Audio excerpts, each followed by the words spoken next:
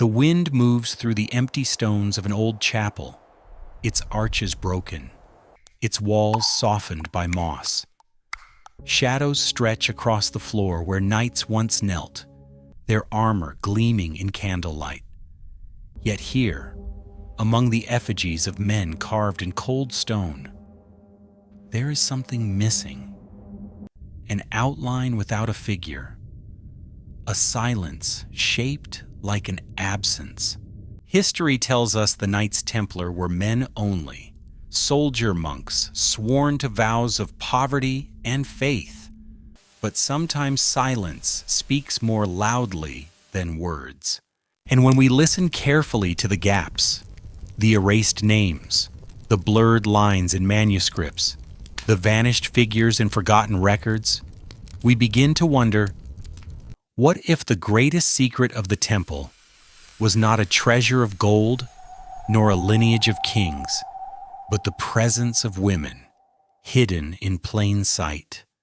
Tonight on Serene Myths, let us follow these faint traces. Through fragments of rules, strange signatures, unnamed statues, and stories whispered under stone vaults, we will search for the hidden sisters of the temple. If you find peace in this kind of slow unfolding of history, you are welcome to like, to subscribe, or to leave a quiet comment telling us where and when you are listening from. The wind lingers in the chapel, slipping through arches as though it were carrying us further back. Its breath moves beyond the silence, toward the very first trace, the call that rises not from words, but from what was left unsaid. The story does not begin with a loud proclamation, nor with a shining banner carried across the field of battle.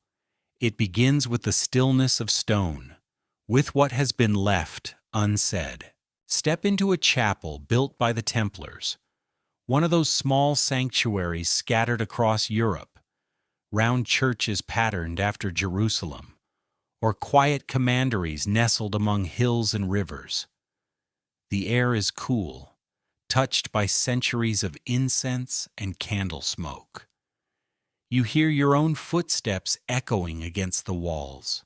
On either side of the nave lie the carved effigies of knights. They rest in eternal prayer, hands folded, swords at their sides. Armor is chiseled with care, cloaks fall in stone folds, crosses marked faintly across the chest. This is the familiar picture, the brotherhood of soldier monks, remembered and revered. Yet not every figure looks the same. Sometimes in a corner, a different form appears, the robed outline of a body with softer lines, a face worn smooth by time. No inscription, no shield, no sword. Only a suggestion of someone who does not quite fit the pattern. Who is she? A patron's widow carved by mistake? Or a shadow of someone whose memory was never meant to remain? Guides do not linger on these figures. Records are silent. And yet, in that silence, a presence lingers. Absence has a weight of its own. The silence around these effigies is not emptiness. It is the echo of something deliberately erased. History insists the Templars were men only, but the insistence itself feels fragile. Their rules and chronicles repeat the point so often, so emphatically, that one begins to hear strain in the repetition. If the order was always purely male, why remind so often?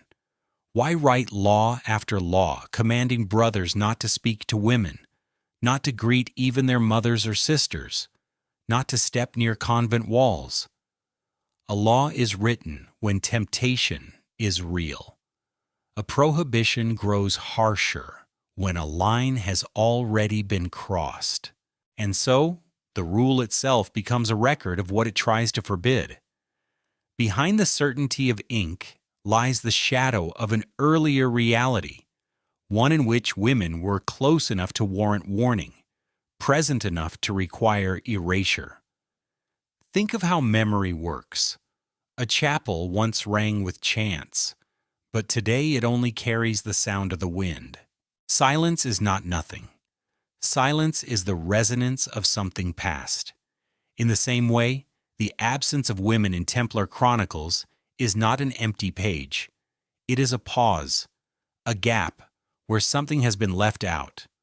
Across the archives, faint traces emerge. A woman listed as custodian of an estate, a sister recorded as running a hospital, a widow collecting rents in the name of the temple.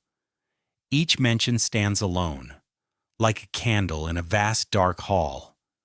None is proof by itself, but when the lights are viewed together, they outline the shape of something larger.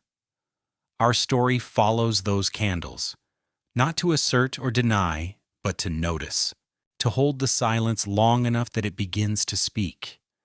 The Templars' great myth is of warrior monks, guardians of Jerusalem, bankers of Europe, martyrs of persecution. But perhaps beside them, half seen, half forgotten, there moved another order, one that never bore a name. This hidden order, if it existed, left its marks in absence rather than presence, in effigies without names, in signatures without clarity, in rules that grew louder as if to drown out whispers, and in testimonies that carefully said nothing at all. Their power was not in proclamation, but in continuity. If men fell, women could remember. If records were destroyed, memory could slip quietly into convents and widows' houses, disguised, waiting. As you rest and listen tonight, let yourself feel that silence. Imagine a parchment spread across a wooden desk. The scribe dips his quill, but pauses. A name hovers on his lips, then vanishes. Ink moves on, the page continues, but the pause remains, haunting the space between words. That pause is where our story begins, and the silence is not still. It shifts like smoke, bending toward the pages of the rule itself, the same rule that tried so hard to separate men from women, to build walls where closeness once lived. The candle burns lower, the parchment rustles faintly, and the silence invites us to lean closer. Within those clauses and prohibitions, the first cracks appear. The silence of stone eventually draws us not only to chapels and effigies, but to the parchment of the rule itself. For an order that prized obedience above all else, rules were not merely guidelines. They were a foundation, the cords binding thousands of men scattered across continents into one discipline. The Latin rule of the Knights Templar, written in the early 12th century and revised many times thereafter, survives as a record of their ideals, their fears, and their blind spots. It reads at first like the voice of certainty, yet when read slowly, in the quiet of night, it reveals hesitation. It reveals cracks. The first rule was granted in 1129 at the Council of Troyes, where Bernard of Clairvaux and other clerics approved the Templars' new way of life. It described the knights as brothers living in chastity, obedience, and poverty. The language borrowed much from monastic orders, framing knights not only as warriors, but as monks of the sword. And, as with other monastic rules, it included careful instructions about contact with women. The brothers, it said, must not kiss their mothers, their sisters, or even their aunts. They must avoid the company of nuns. They must not even accept a blessing from the hand of a woman, lest temptation creep in. At first glance, such prohibitions seem ordinary for a celibate order.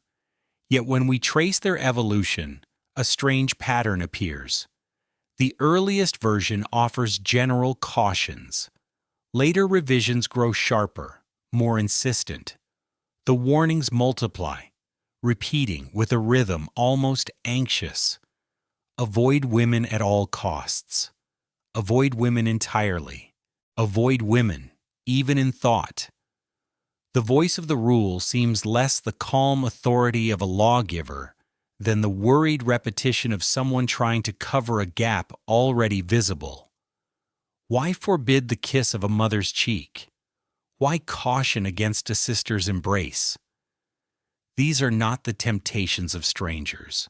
They are the gestures of a family, the fabric of ordinary affection. To ban them so fiercely is to confess their presence. The law betrays that such gestures once happened, and that the memory of women close at hand haunted the order enough to write it down. Consider also the curious phrasing that appears in some manuscripts. No brother shall dwell among women, nor among the sisters. The word sisters, sorores, slips into the text like an echo. Later copies change or omit it. Some translators smooth it away, yet its appearance sparks a question. Who were these sisters? Were they simply nuns, generically mentioned? Or does the phrase preserve a trace of something more specific? Women associated with the temple itself, close enough that they required explicit exclusion. Scholars debate the matter. Some insist it is a scribal error, a slip of language. Others admit the possibility of Templar-affiliated women in early years, later written out of the official record. The absence of certainty is precisely the point. Silence leaves a space into which imagination must step. Beyond these prohibitions, the rule shows another kind of nervousness. It spends much ink describing how brothers should avoid the enticement of softness, warning against fine clothes, against long hair, against anything that might blur the masculine severity of the order. To live without softness is to define oneself against its possibility. And softness, in medieval imagination, was often gendered as female. The louder the rule shouts its rejection, the more we sense the presence of what it seeks to erase. When we read the rule by candlelight, it becomes less a manual of certainty than a palimpsest of fear. Each prohibition is a door shut loudly, echoing through a hallway where footsteps had already been heard. Each repetition is a patch, trying to cover a crack. And the cracks, when noticed, form patterns. Patterns pointing toward forgotten presences.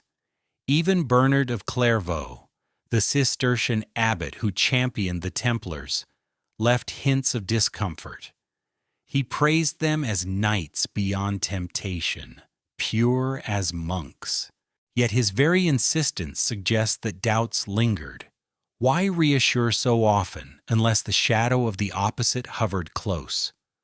Why construct a rhetoric of absolute purity unless impurity had already brushed the edge of memory?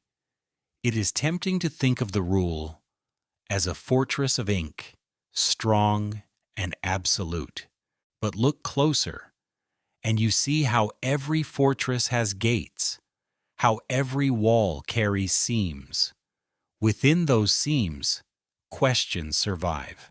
What did the scribes mean by sisters? Why escalate prohibitions if there was never anything to prohibit? What realities lay behind the words erased or softened in later copies? The rule tries to hold silence, but the silence leaks. It whispers that the story of the temple is not only one of men, but of presences pushed into margins. The law itself becomes evidence not of absence, but of exclusion. Imagine the parchment again, the ink strokes made by steady hands. A scribe copies line after line, pausing at a word. He hesitates, scratches out a phrase, replaces it with safer wording. Centuries later, we do not see the hesitation, only the smooth final text. But the pause remains, faint as a ghost. The rule, meant to erase, has preserved the outline of what it denied. And so we leave the fortress of the rule, carrying with us the knowledge that silence itself is unstable, that within prohibitions, something once lived. The next step leads us deeper, toward the shadow of those unnamed figures hinted at in the text, the mysterious phrase about those who lived among the sisters. The candle flickers, the ink dries, yet the silence moves on, guiding us to that next question, where the boundaries grow even less certain. The phrase is brief, almost unnoticeable, tucked into one version of the Templar rule, like a whisper. No brother shall live among women, nor among the sisters. Simple words, ordinary enough in monastic regulations. Yet for those who read carefully, they open a door into a hidden corridor. Who exactly were these sisters? And why does the line appear in some manuscripts only to fade or vanish in others? In monastic Latin, sororis usually referred to nuns, women living under vows in cloisters. Yet the context here feels heavier. The Templars were not a contemplative order sealed behind walls. They were an active network of warriors, landowners, bankers, and guardians of pilgrims. Their rule already forbade visits to nunneries and casual conversation with women. So why add the phrase about sisters, as if to specify another category altogether? Imagine a moment in the scriptorium. The candlelight flickers on parchment. A copyist pauses over a line, then chooses to include the phrase, perhaps echoing an earlier version. Another copyist, decades later, quietly drops it. The difference seems minor, yet in that slip lies the suggestion of something once present, then deliberately smoothed away. Medieval records occasionally echo this shadow. In charters and estate rolls, we encounter women who appear in relation to the temple not merely as benefactors, but as participants. A custos domus, a female custodian, managing a manor. A curatrix, a woman acting as steward of assets. A woman named in a rent list, not as a tenant, but as one who oversees tenants. None of these titles alone proves the existence of an order of Templar women, but each is a shard of glass in a pattern of light. Consider, too, the rhythm of prohibitions. If there were never women near the order, why forbid them so insistently? The escalation of rules seems less like theory and more like response, as if the brothers lived close enough to women that the boundary had to be drawn again and again, sharper each time.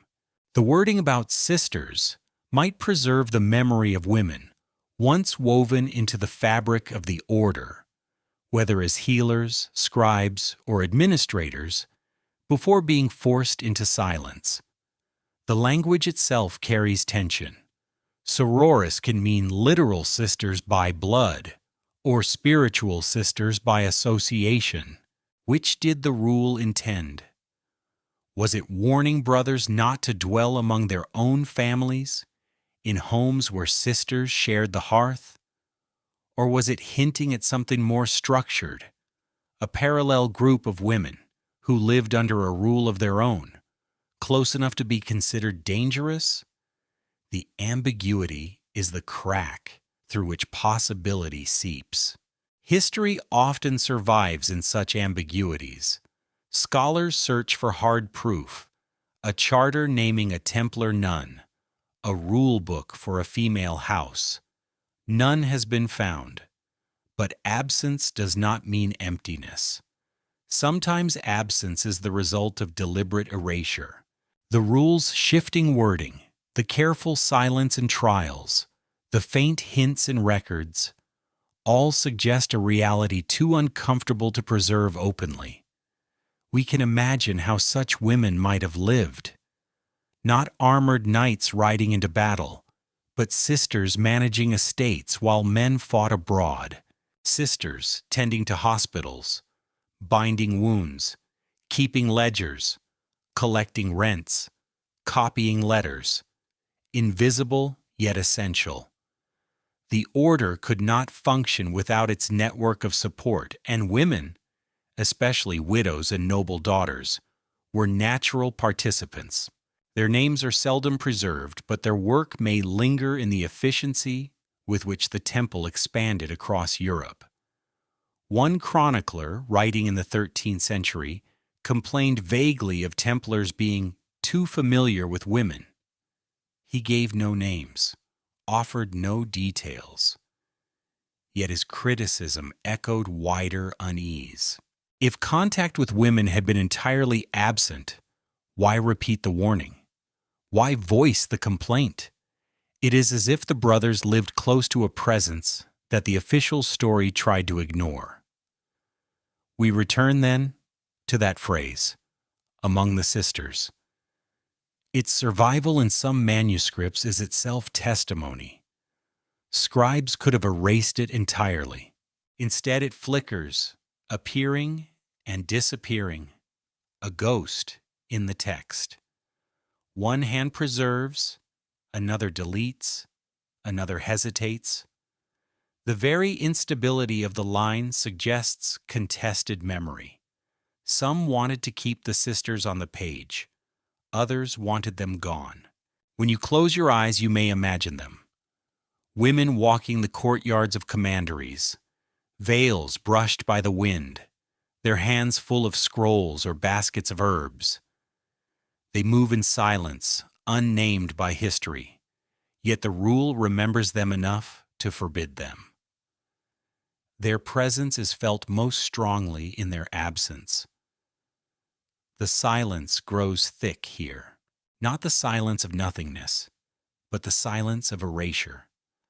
To live among the sisters was to live in a space history did not want to remember. And yet, through one fragile phrase, that space still breathes. As the night deepens, we linger with that breath. The rule has given us a glimpse of shadows it could not fully contain. To follow those shadows, we must look beyond the Templars' own words to the world of other monastic orders, their models, their parallels, their precedents. For the Templars did not arise in isolation.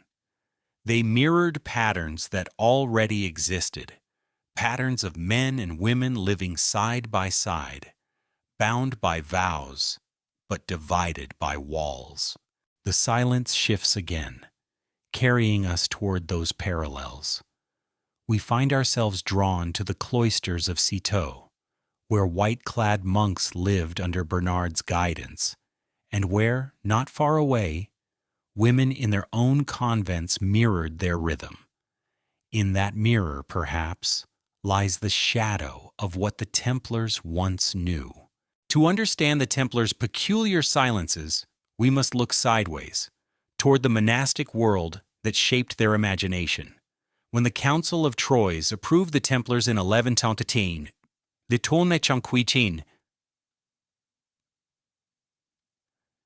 the guiding hand behind their rule was Bernard of Clairvaux, a Cistercian abbot.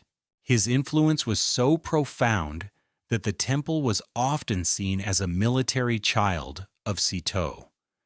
And if Cistercians offered the blueprint, perhaps the shadows of Cistercian practice still lingered in the background of the Templar world. The Cistercians themselves were not a purely male order. In their first century, they developed a network of affiliated women's houses, convents that followed the same rhythms of prayer, labor, and simplicity, though separated from the monks. These Cistercian nuns lived in cloisters that mirrored the men's, chanting the same hours, wearing white habits, and binding themselves to Bernard's austere vision. Though technically distinct, they were woven into the same spiritual fabric. Imagine a landscape dotted with monasteries. On one hill, monks in white robes walk in silence along cloister corridors. In the valley below, women in the same habit echo their rhythm, their chants rising at dawn and fading at dusk. The separation is real, but the parallelism is unmistakable. Two streams flowing in the same channel, divided by stone walls but joined by water underground. Bernard himself encouraged this dual rhythm, though uneasily. He admired women's devotion, yet feared the complications of proximity. Letters from his hand reveal both respect and caution. He called nuns "our sisters," praising their zeal, but also urged strict enclosure. He saw them as part of the same spiritual army, yet insisted they remain out of sight. This tension between recognition and restriction formed the climate in which the Templars were born. It is no surprise, then, that echoes of such structures appear in the Temple's story. When the rule slips in the phrase "among the sisters," it may have drawn unconsciously on the Cistercian habit of speaking of affiliated nuns. If Bernard envisioned the Templars as monks of the sword, he may also have imagined, if only fleetingly, the possibility of a parallel female branch. If the Cistercians could have abbeys for men and convents for women, why could not the Temple have something similar, however unofficial? The evidence is fragmentary, but the resemblance is suggestive. In Iberia, where the Temple rooted itself deeply, we later find female communities linked to military orders, Hospitaller sisters in Aragon, convents affiliated with the Order of Santiago. The pattern was not unthinkable. The model existed. The soil was prepared. To walk the corridors of a Cistercian abbey is to sense the rhythm the Templars inherited. The austerity of architecture, plain stone, narrow windows, cloisters built for silence. The discipline of hours, bells at matins, at prime, at vespers. The gendered mirror, monks in one house, nuns in another, bound by similar vows. Such a structure creates both division and continuity. Each side sustains the other, even as walls keep them apart. Now imagine a Templar commandery. Warriors ride out at dawn, mantles marked with crimson crosses. Within the same estate, women manage stores, tend vineyards, copy charters, or heal the sick. No official charter names them as an order, but their rhythm echoes the wider monastic world. Just as Cistercian nuns mirrored monks, these women may have mirrored the Templar brothers, unacknowledged, unofficial, yet essential. Some medieval writers hinted at this possibility obliquely. One chronicler accused the Templars of adopting the ways of monks and nuns alike, though he left the phrase unexplained. Another criticized them for having women too near their houses. The words are vague, but they resonate with the Cistercian pattern. Perhaps the critics glimpsed something resembling those twin streams of devotion, men and women living parallel yet unequal lives, converging beneath the surface. It is important to pause here. None of this proves a hidden female order. It does not grant certainty. Instead, it invites us to see how silence can be filled by context. The Templars were born into a world where male and female monasticism often ran side by side. Their own sponsor, Bernard, was steeped in that world. When cracks in the rule mention sisters, it may not be fantasy to imagine women woven into their life, however discreetly. The memory of Citeaux thus hovers as a shadow. It is the precedent that made the unthinkable thinkable. If the Templars once had women in their orbit, whether as administrators, healers, or semi-cloistered affiliates, they would not have been unique. They would simply have been another echo of the Cistercian rhythm, adapted for a military age. Close your eyes, and you might picture it. White habits rustling in two places at once, one in a cloister of monks, another in a convent of nuns, both rising at the same bell. A century later, in a Templar commandery, men in white mantles ride to guard the roads, while women in veils move silently through the storerooms, hospitals, or chapels, two halves of a whole, divided by silence, remembered only in fragments. And as silence thickens, we begin to notice who those women were, not just nameless sisters in manuscripts, but noble patrons, widows, and queens, figures who appear in charters, who gave lands, who negotiated protections. Their presence is clearer, their roles harder to deny.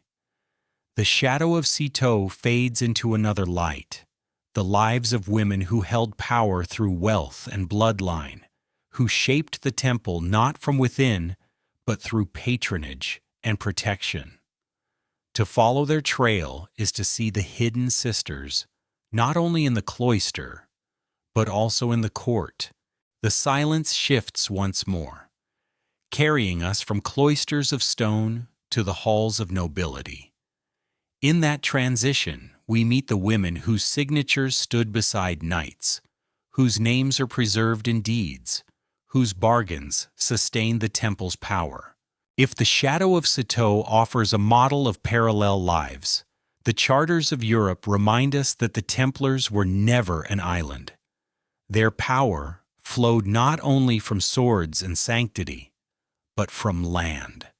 Land given, traded, and defended through the hands of noble families.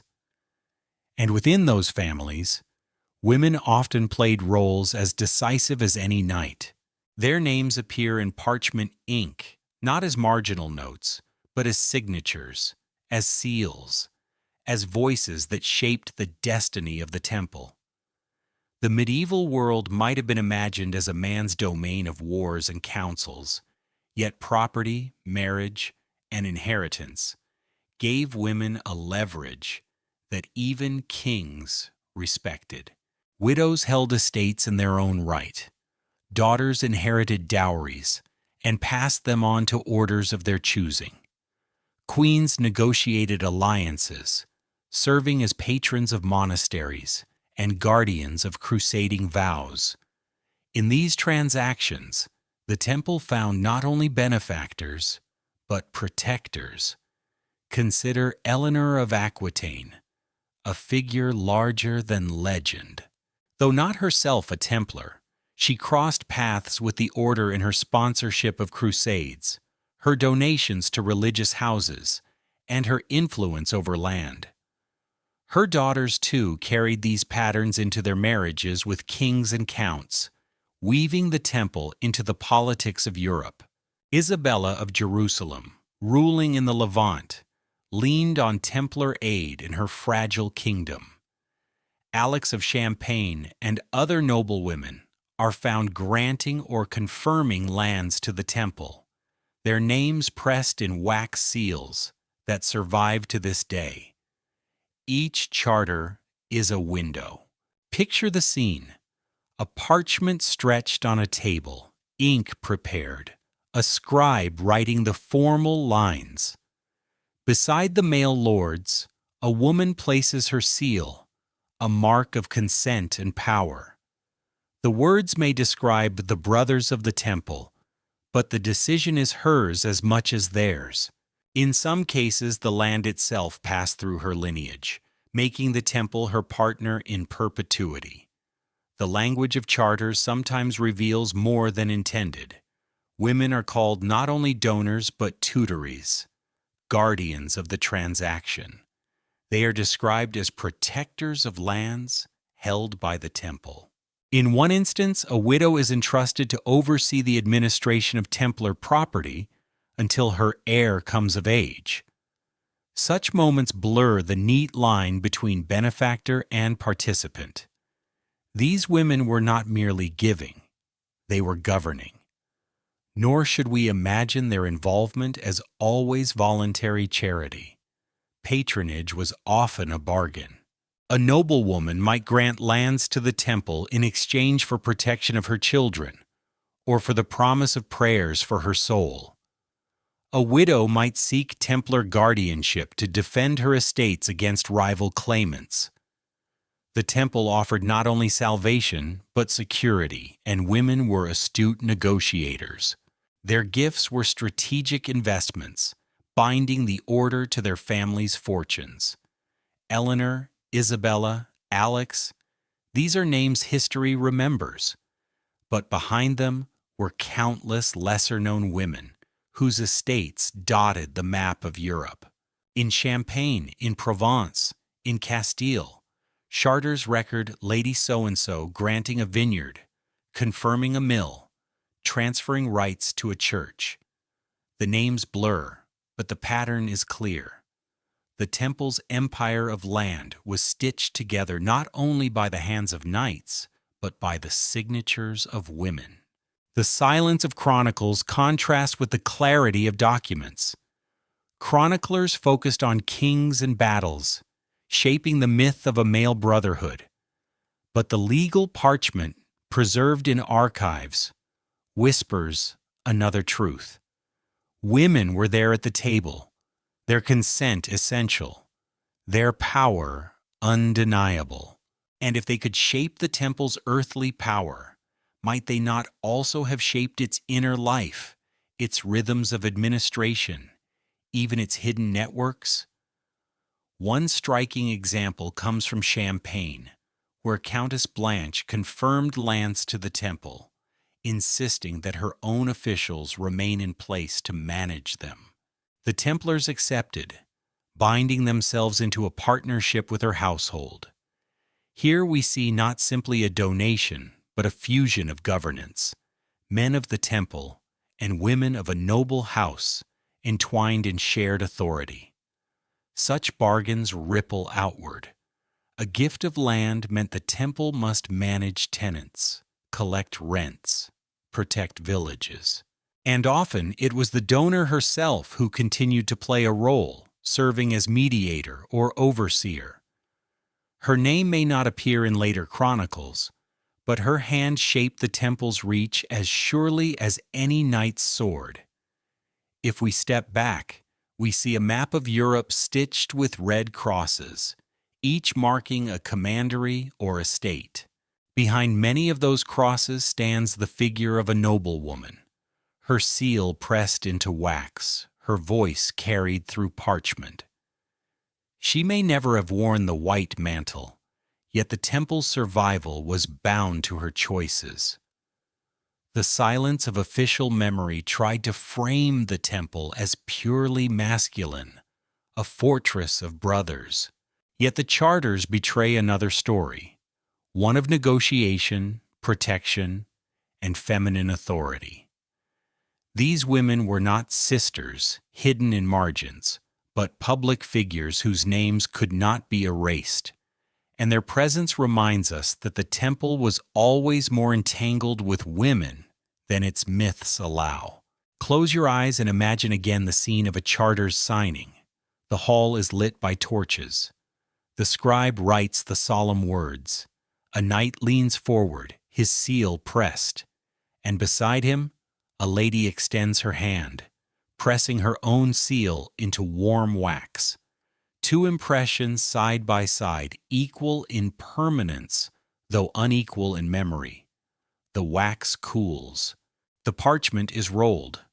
And centuries later, when we unroll it, we see her presence waiting. The silence hums with these signatures, and from them our path narrows, leading us to a particular place, one fortress, one set of records, where a woman's role was not only patronage, but command. At Gisors, the heart of Norman power, the documents speak of a female custodian, a woman named as Custos Domus, keeper of the house. The parchment grows heavier, the candle burns lower, and the silence guides us there, to the fortress and the lady who guarded it. The name Gisors carries with it a resonance of stone and secrecy. Perched on the frontier between Normandy and the Ile-de-France, the fortress was long contested by kings of England and France, and later became one of the Templar strongholds. Its round keep, its deep moat, and its carved chapel walls whisper of power layered with myth. Gisors would later feed legends of buried treasure and hidden vaults, but its quieter records hold another kind of secret: the name of a woman entrusted with authority in the house of the temple. In the roles of administration appears the entry of Alice Dao, sometimes rendered Alice or Alice, described not as a donor, not as a widow under protection, but as custos domus, the keeper of the house. This was no ordinary title.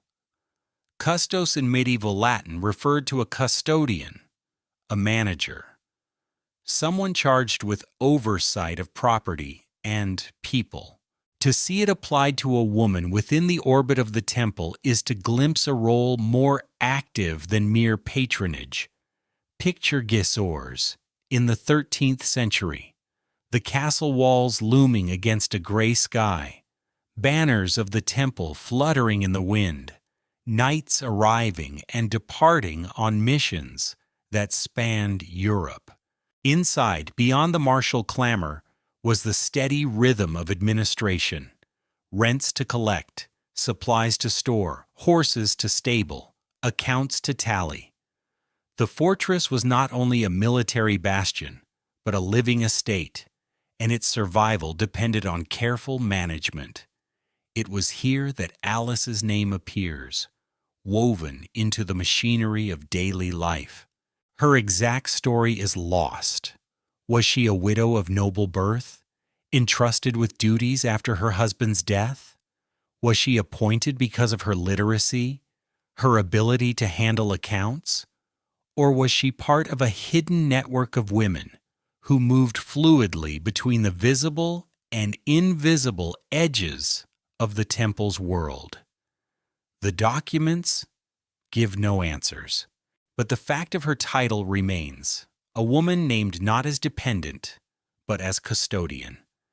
In the silence of history, even a single title carries weight. Custos Domus is more than a phrase. It is a recognition of trust. It signals that within Gisors, at least for a time, a woman's authority was acknowledged, her hand guiding the fortress's estate. The chroniclers ignored her. The myths never mention her. Yet her presence lingers in that dry Latin line. Imagine her walking through the courtyard, keys at her belt, speaking with tenants, conferring with scribes, giving orders about supplies. Perhaps she entered the chapel at dawn, kneeling under the painted vaults while the brothers rode out on patrol. Her role was not martial, but without her the temple's rhythm would falter. Such figures unsettle the neat image of an all-male fraternity. If a woman could be named custodian at Gisors, how many others went unnamed in smaller estates? How many widows or noble daughters took on the task of administration while brothers were away in war? The parchment preserves only a handful of names, but silence itself suggests that these roles may have been more common than memory allows. The fortress of Gisors thus becomes a symbol, not only of power, but of fracture. In legend, it housed the Templar treasure, guarded in secret chambers. In fact, it held a quieter treasure, evidence of women embedded in the order's daily life. The myths of gold and relics distract from the greater mystery, the erasure of human presence. It is easy to imagine how later scribes would downplay such figures. A female custodian fit uneasily into the narrative of holy warriors. Better to let her name fade, to reduce her to a line in an account book. Yet the survival of that line resists erasure. It reminds us that history, no matter how curated, cannot fully control its fragments. The castle of Gisors stands even now, its round tower weathered, its chapel stones worn.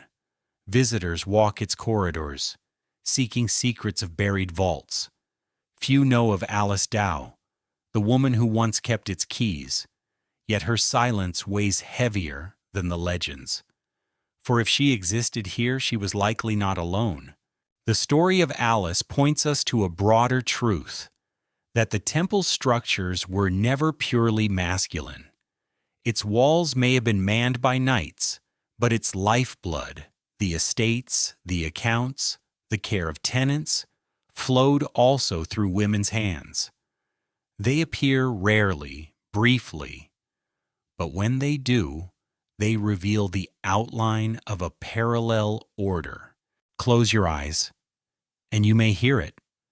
The clang of hooves fading into the distance, and in the courtyard, the lighter sound of footsteps on stone. Not a knight in armor, but a woman carrying keys, overseeing stores. Her presence unacknowledged, yet undeniable. Her story draws us forward, from named figures like Alice to those who left no names at all. In churches across Europe lie stone effigies of women carved beside Templars, their faces weathered, their identities forgotten. Were they patrons, wives, widows? Or were they once members of a hidden sisterhood, their memory deliberately withdrawn? The silence of Gisors leads us into that mystery. From the fortress and its custodian, we move to the tombs and effigies, where stone remembers what parchment tried to forget. Stone has its own way of remembering. Long after ink fades and parchments crumble, effigies lie in chapels and chancels, carved with a care that speaks of reverence. They are silent figures, lying flat with folded hands, eyes closed, as if in perpetual prayer. Most are knights in chainmail, their swords sheathed, their mantles falling in stone folds across the chest. These are the images we expect, the martial brotherhood of the temple made eternal. Yet not all effigies conform. Across Europe, scattered among Templar chapels and commanderies, are figures whose lines soften, whose garments fall in different folds, whose faces lack the square jaw of the warrior.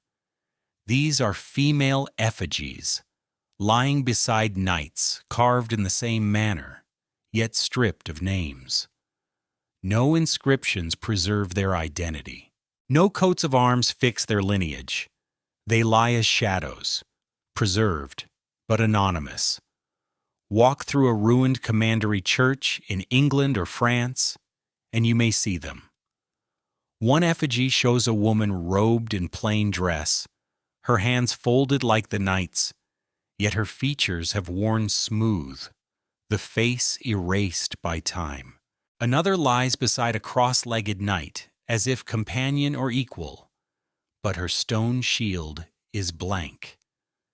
Guides pass them by with quick explanations, perhaps a patron's widow, perhaps a benefactress honored with a tomb. The words are easy, but the silence is heavier. Why carve a woman in the posture of a knight if she were merely a donor? Why place her beside Templars, not in family chapels, but within the temple's own spaces? Why erase names that must once have been inscribed? Each question lingers like an echo in the stone. One possibility is protection. In the years after the suppression of the order, names could be dangerous. To leave a female figure anonymous was to shield her lineage from accusation. Silence could be safety. Another possibility is that memory was deliberately withdrawn, that the order itself sought to hide these women from the official narrative. Better to let the effigies lie without words than to admit a sisterhood too difficult to explain. Scholars debate. Some argue these effigies were symbolic, personifications of virtues such as charity or faith. Others accept them as patrons memorialized in Templar spaces, but a few suggest a bolder reading, that they mark women who were once part of the temple's hidden infrastructure, healers, administrators, or even spiritual affiliates, honored in death, though erased in name. The stone resists certainty, yet even ambiguity has weight. Each effigy whispers that the temple's story was not as uniform as later chroniclers wished. Their very presence cracks the image of a purely masculine memory. Picture one such chapel at dusk. Candles burn low, shadows stretch across the floor. A knight's effigy lies in silence, cross carved on his chest. Beside him, a female figure rests, her features soft, her hands folded in the same gesture. No words accompany her. Yet her presence insists on recognition. She is there, carved in the same stone, remembered in the same breath, even if history tried to turn away. The namelessness itself becomes a kind of testimony. In a culture obsessed with lineage, anonymity was unusual. Knights were buried with their arms displayed, their names carved boldly. For these women, the absence of name was not accident. It was choice. Whether protective or suppressive, we cannot know. The silence around them is as deliberate as the carving of their forms. Some effigies hint at deeper ties. A figure in a French chapel lies not as a passive donor, but in the posture of vigilance, one hand resting on a book. Another bears faint traces of a cross on her garment. Not the sword-bearing cross of a knight, but still a mark of association. These details may be coincidental, or they may be fragments of memory too stubborn to erase. To wander among these tombs is to feel the tension between presence and absence. The effigies are undeniable, stone bodies carved beside knights, yet the lack of inscription denies them voice. They remain forever on the threshold, visible, yet silenced. What do they mean for us, centuries later? They remind us that history is not only what was written, but also what was left unspoken. The nameless effigies are part of the same pattern we have traced, women appearing at the edges of the temple's world, acknowledged in fleeting fragments, erased in chronicles, surviving in silence. Close your eyes and imagine standing in one of those chapels at midnight. The air is cool, the candlelight faint. The stone figures lie before you, knights with clear identities and women without names. In the hush, it is as if the effigies breathe, as if the silence itself asks to be heard. The stones lead us onward, from carved figures to written words. For just as effigies preserve female presence in stone, manuscripts preserve faint traces of women's hands in ink. The next fragment of the trail lies in paleography, in the small strokes of letters that betray the presence of another voice. The silence shifts once again, from the cold weight of stone to the lighter scratch of quills on parchment. From nameless effigies, we turn to the feminine hand in script. Stone may endure longer than ink, but parchment carries its own whispers.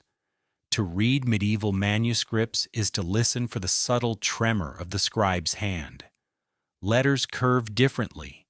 Margins hold faint corrections. Words betray their author's rhythm.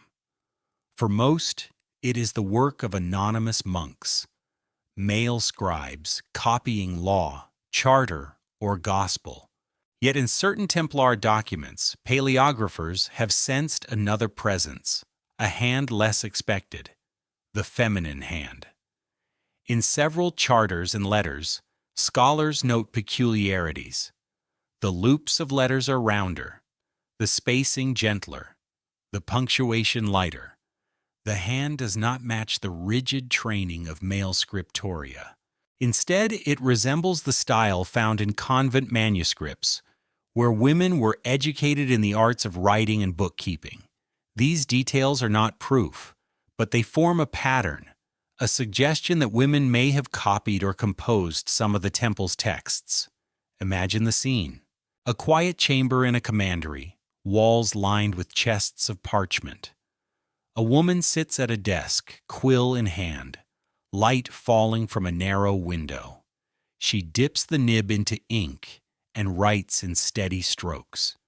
Her task may be practical, recording rents, writing receipts, drafting correspondence. Yet in each curve of the letter, her presence lingers across centuries. Some texts carry faint phrases that add to the mystery. One fragment refers to Sorores Vesper, the sisters at evening. The line appears abruptly, with no explanation, as if part of a note or aside. Does it refer to literal sisters, biological family members, or to a community of women who gathered at dusk in prayer, attached quietly to the temple's world? The words appear once, then vanish, like a candle flicker in the archive. Elsewhere, a charter bears a female signature among male witnesses. Not as donor, not as spouse, but as signatory, her name aligned with the rest. The paleography suggests she may have written her own name, unusual for the period. That small act speaks volumes. Literacy as authority, writing as participation. In the rhythm of the ink, her voice becomes visible. The possibility of female scribes within the temple fits the larger pattern we have traced. Women were present in estates, hospitals, and negotiations. Why not in scriptoria as well? In fact, women had long played roles as scribes in religious contexts. Convents across Europe trained sisters to copy psalters and legal documents. Noble women often learned to write so they could manage estates in their husband's absence. The temple, with its vast web of administration, would have had every reason to employ such skill, quietly, discreetly, without naming it openly. One scholar describes the feminine hand in a Templar inventory, the writing neat, almost elegant, with flourishes unlike the usual harsh strokes of monastic scribes. The inventory listed wool, wine, and tenants, ordinary details of estate management. Yet in the loops of the letters, the presence of a woman endures. Perhaps this was Sister Beatrix, whose name appears in several records as steward of resources, before disappearing entirely at the time of the suppression. Her handwriting, if it was hers, may be the only trace of her existence. The anonymity of scribes makes certainty elusive, but ambiguity itself is meaningful. When patterns of handwriting differ, when phrases like sisters at evening surface, they remind us that history is not uniform. It is textured, full of small inconsistencies that resist neat narratives. In those textures, we glimpse lives otherwise forgotten. Close your eyes and imagine parchment spread on a wooden desk, the faint smell of ink, the sound of a quill scratching. Hours pass in silence. A woman bends to her work, knowing her name will not survive, yet leaving her mark in the curves of letters. Her presence is not proclaimed, but hidden in plain sight. In a sense, script becomes another kind of effigy, not stone this time, but ink. Just as nameless effigies lie beside Templars in chapels, so nameless hands left letters on the page. Both survive without attribution, both whisper from the margins. The stone preserves form, The ink preserves rhythm. Together, they tell us that women's presence in the temple was not only imagined but inscribed. The feminine hand in script also illuminates a deeper paradox. The rule of the temple forbade intimacy with women, warned brothers to avoid even conversation. And yet, in its own copies, female hands may have written those very prohibitions. The ink of women preserving the silence about women, an irony too sharp to ignore. It suggests that exclusion was never absolute, that erasure was always accompanied by the quiet labor of those erased. As we follow these traces, the silence carries us into another sphere of women's work within the temple, not in writing, but in care. The same estates that required records also housed infirmaries, where the sick and wounded were treated. There, documents mention women explicitly, not as nameless hands, but as curatrices, managers, healers. The scratch of quills fades, replaced by the scent of herbs and the sound of water poured into bowls. The silence shifts from scriptoria to infirmaries, from ink to touch, from parchment to pulse. If ink carries whispers and stone remembers silence, the infirmaries of the temple carry the memory of touch.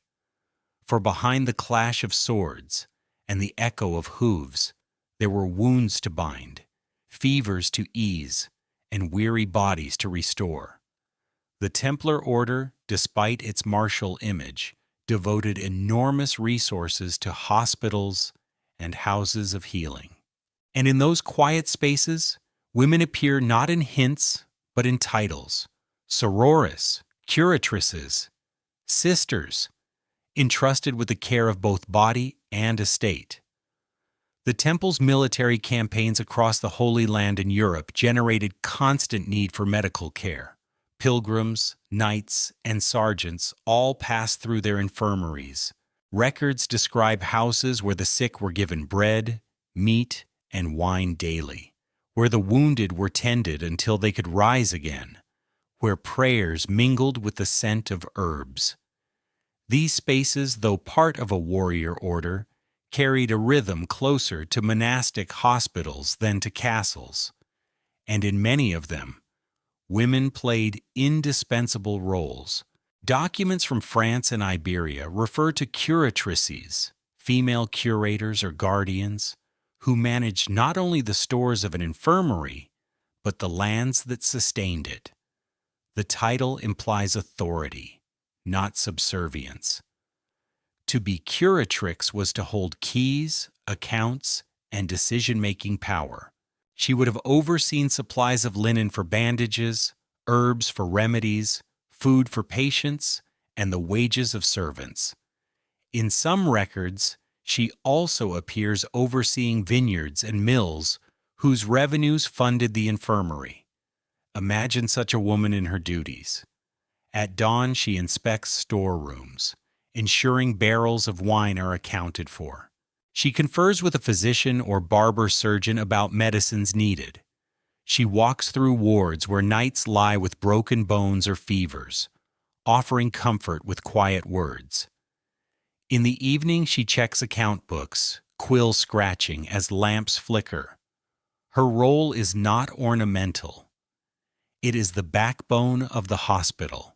This reality unsettles the myth of the temple as an exclusively male fortress.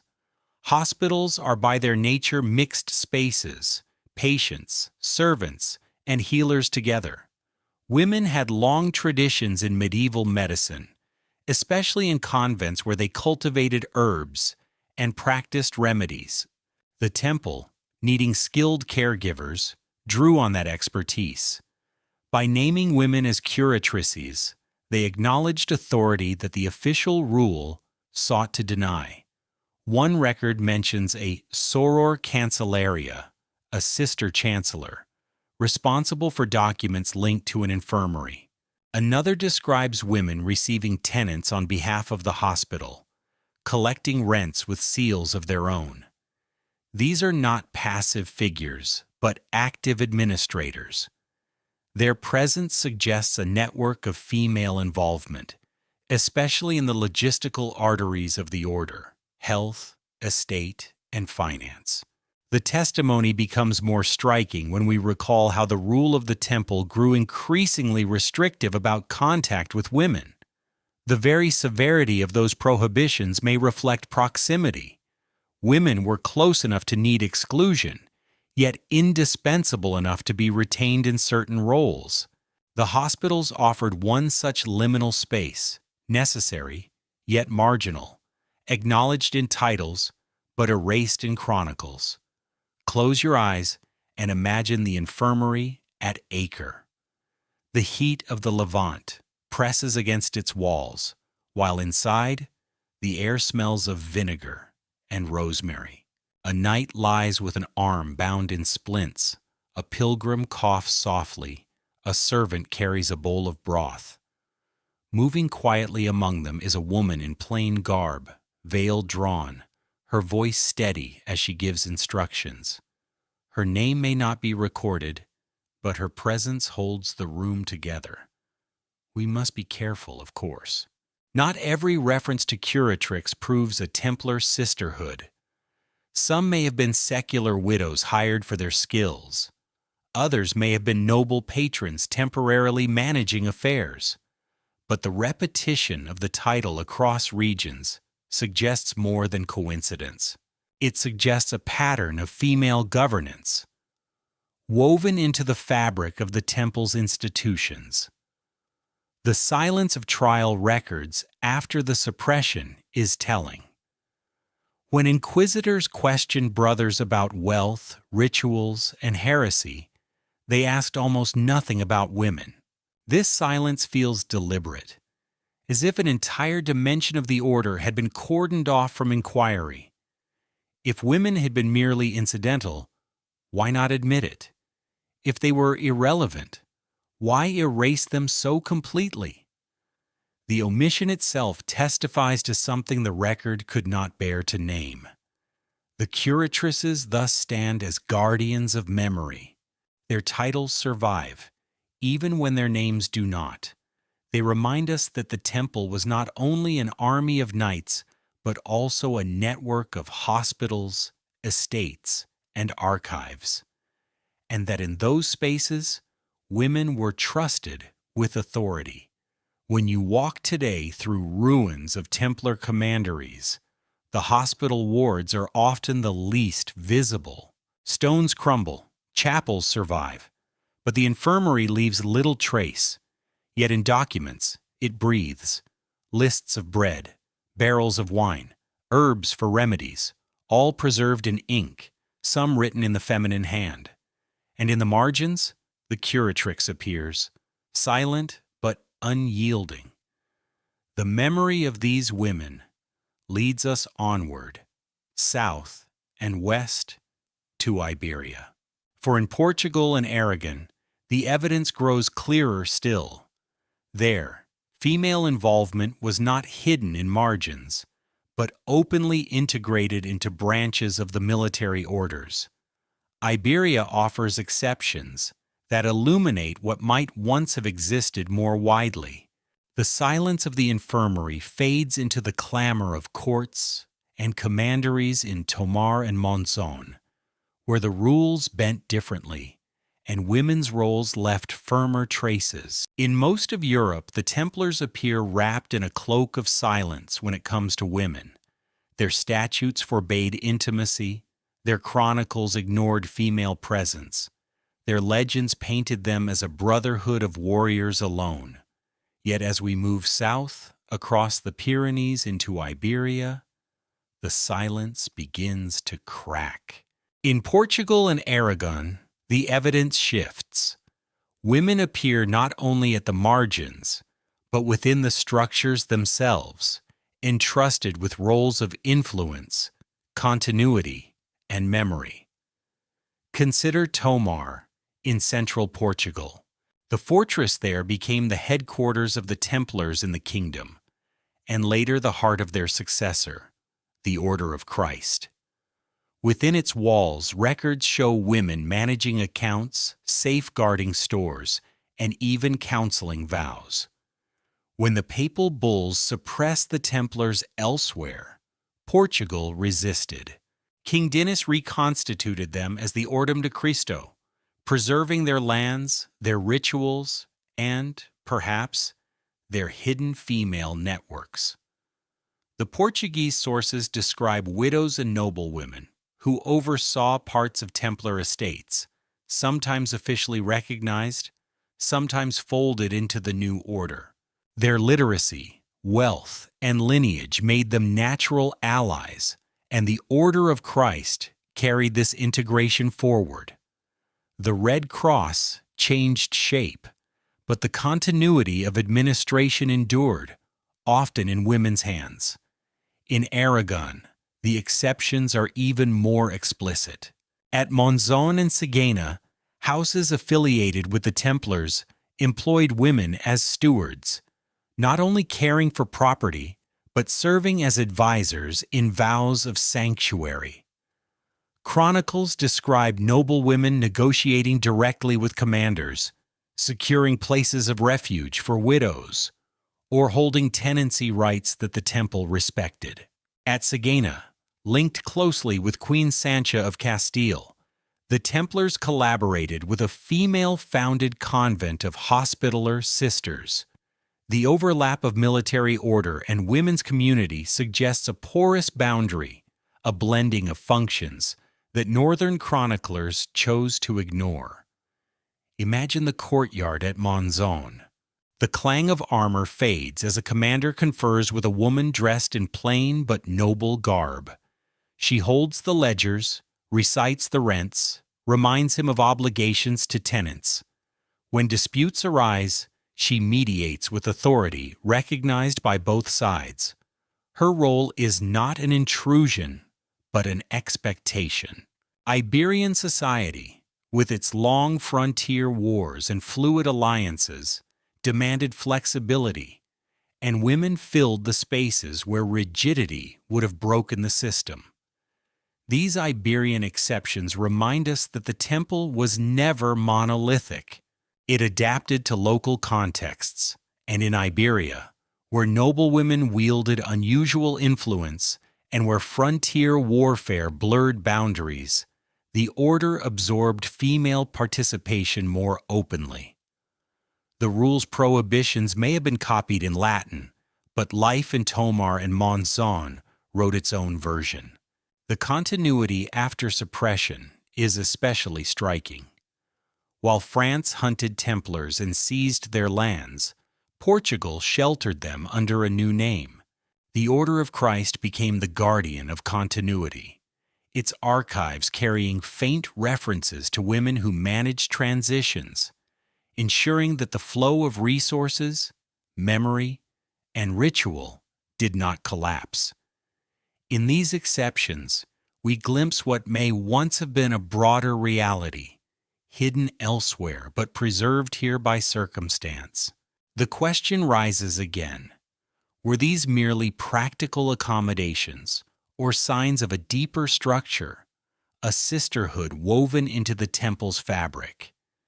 The evidence is partial, the silence intentional, yet the Iberian records are too consistent to dismiss. They suggest that women were not accidents at the margins, but deliberate participants, their roles written into the life of the order when necessity demanded it. Close your eyes and picture Tomar at dusk. The great round church stands solemn against the sky, its architecture echoing the Holy Sepulchre in Jerusalem. Within, brothers chant prayers. Beyond the cloister, a woman bends over account books, tallying rents from villages, signing documents that bear her seal. Her work ensures that the prayers continue, that the fortress stands, that the order survives. Without her, the rhythm would falter. These Iberian exceptions are not merely local curiosities. They are cracks in the larger facade, glimpses of what may have existed elsewhere but was erased more thoroughly. The silence of France contrasts with the murmurs of Portugal and Aragon, and together they form a pattern. Women present, necessary, but hidden when politics demanded an image of masculine purity. And it is from these exceptions that we move to another dimension of women's presence, not in charters or fortresses, but in lineage itself. For the temple's legacy did not end with suppression. Its memory lived on in families, in whispered claims of descent, in children once described as of the temple. The silence of institutions gives way to the silence of bloodlines, more elusive still. The Iberian sun sets, casting long shadows across Tomar's walls. From the ledgers of noblewomen and the convents of Aragon, the trail carries us onward, to the quiet persistence of lineage, the unspoken continuity of blood.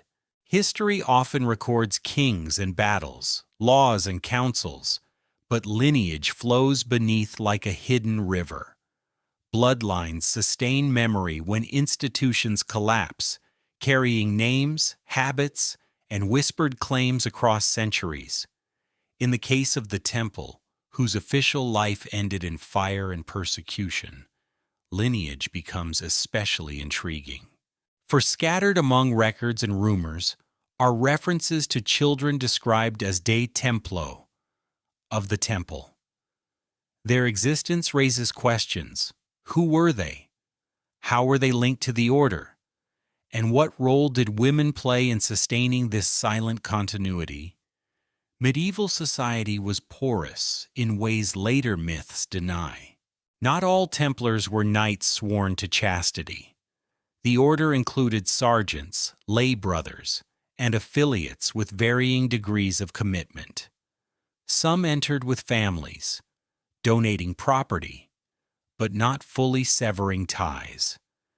In the margins of these arrangements, children sometimes bore the designation of the temple. Were they orphans raised under Templar protection?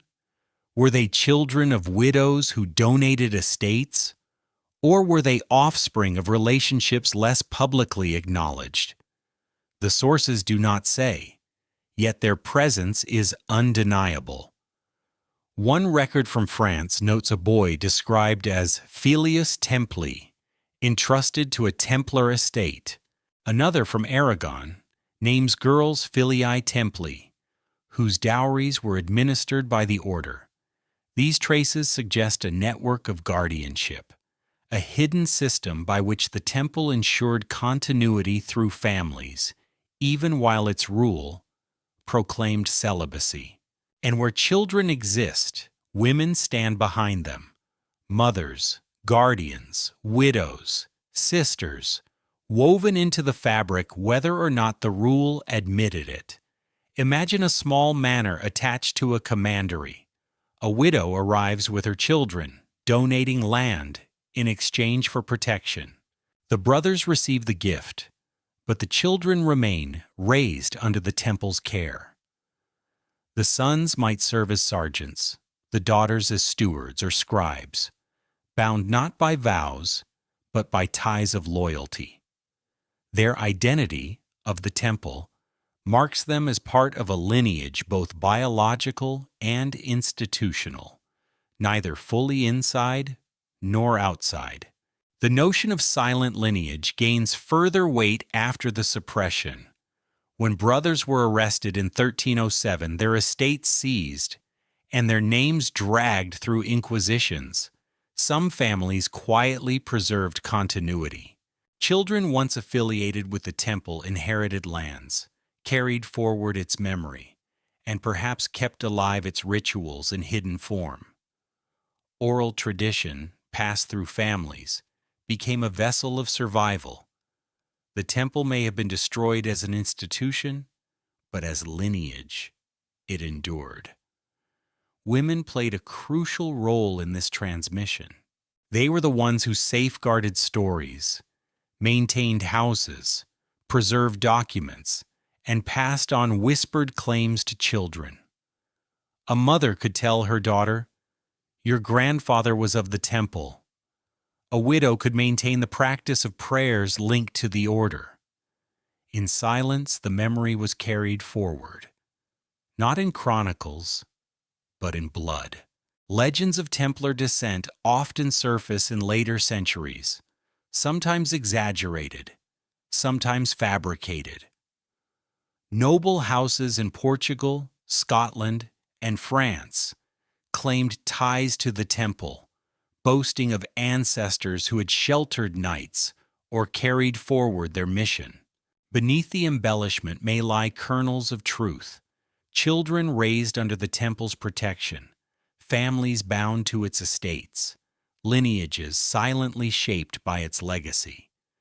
The secrecy of lineage echoes the secrecy of the order itself. Just as the Templars guarded their rituals, so too families guarded their claims. Silence was protection. To declare dissent openly after the suppression would invite suspicion, or worse. Better to keep the memory in household whispers, in coats of arms modified, but not erased, in family traditions that outsiders could not decode. One story tells of a girl in Aragon, described in a charter as of the temple, whose later descendants became minor nobility. Another speaks of boys raised in Portugal, under the care of the Order of Christ, carrying forward both land and memory. These are not tales of treasure or relics, but of bloodlines, less dramatic, yet more enduring. Close your eyes and imagine a child in a manor near Tomar. She grows up hearing prayers once sung by Templars, learning to read from manuscripts copied in their scriptoria. Her mother, a widow under the order's protection, teaches her to keep the memory alive quietly. When she marries, she carries that memory into another house. In this way, the lineage flows, silent, resilient, unbroken. The silent lineage does not prove a formal order of women, nor a conspiracy of heirs, but it adds another layer to the puzzle, that the temple's continuity rested not only on property and patrons, but on families bound to it, children marked by it, women carrying it forward in secrecy. Erasure from official memory did not erase the traces etched in blood and bone. And so, when inquisitors questioned brothers under torture, demanding confessions of idolatry and heresy, another silence reigned. They asked little about women, little about children, little about lineage. It was a silence too heavy to be accidental. Perhaps it concealed realities the record could not admit, truths too entangled with society to unravel. The trail of lineage carries us naturally toward the trials themselves, where silence became deliberate policy. From whispers of children of the temple, we move into the harsh glare of interrogation chambers, where the absence of women's names speaks as loudly as their presence in archives. The lineage fades into the hush of parchment, replaced now by the sharp echo of questions unanswered, the deliberate absence of half the story. The downfall of the temple is remembered in the language of fire and chains. On a gray Friday in October 1307 across France, brothers were seized at dawn. Some were dragged from their beds, others captured on the road, their lives upended in an instant. They were accused of heresy, idolatry, secret rituals, and corruption. Their trials filled parchment with endless interrogations, confessions, and contradictions. The silence of centuries broke open under the weight of inquisitorial questions. Yet in those vast records, hundreds of folios preserved in the Vatican and in French archives, a different kind of silence emerges. It is not the silence of refusal, but the silence of deliberate omission. Question after question probes the brothers' rituals. Did they deny Christ? Did they spit on the cross? Did they kiss each other in strange ways? Did they worship a head or a cat or an idol? But almost never do the inquisitors ask, "What of women? Did you have sisters among you? Did women serve in your houses, your hospitals, your estates?" The absence is startling. When women appear at all, it is only as temptation to be avoided. One record phrases the prohibition bluntly: no brother should be found in the company of women, except his mother, sister, or close kin. But in trial transcripts, when confessions are drawn under torture, women vanish. The inquisitors' questions circle endlessly around ritual and heresy, but leave untouched the evidence of female presence that estate records and charters had already shown. Why this absence? One answer may be political convenience. The charges against the temple needed to focus on heresy, not on ordinary violations of chastity. To accuse them of keeping women nearby would diminish the scandal, reducing it to human frailty. Far more powerful was to accuse them of idolatry, to paint them as a threat to the faith itself. Women, in this calculus, were erased not because they were absent, but because their presence did not serve the narrative of condemnation. Another answer lies in protection. If women had indeed been part of the temple's hidden structure, whether as curatrices, scribes, or affiliates, their existence would have implicated families of influence. To expose them would risk unraveling alliances with noble houses and queens who had supported the order. Silence shielded not only the women, but also the network of power surrounding them. Better to focus on invented idols than to risk dragging noble daughters and widows into the fire. The language of the transcripts reveals this strategy. Phrases like nullus homo, no man, are repeated, closing the door on further inquiry. Some manuscripts bear signs of deliberate erasure, words crossed out, lines blotted. One scholar notes instances where feminine pronouns were scraped away and replaced with masculine forms, as if to align the record with the official narrative. Silence was not passive. It was crafted, maintained, polished, until smooth. Imagine the scene in a dim hall where inquisitors question a weary brother. He trembles under the pressure of torture, words spilling out in fear. He confesses to spitting on the cross, to denying Christ, to kissing in ritual gestures, anything to make the pain stop. The scribe writes swiftly, ink blotting under haste. But no one asks, did women keep your houses? Did a sister manage your hospital? Did female scribes write your charters? The silence in the room is as loud as the confessions. This absence does not erase women from the story. It reveals their significance. To be deliberately omitted is to be dangerous, too entwined with power to expose. The temple's female presence may not have been public, but it was essential enough to merit erasure.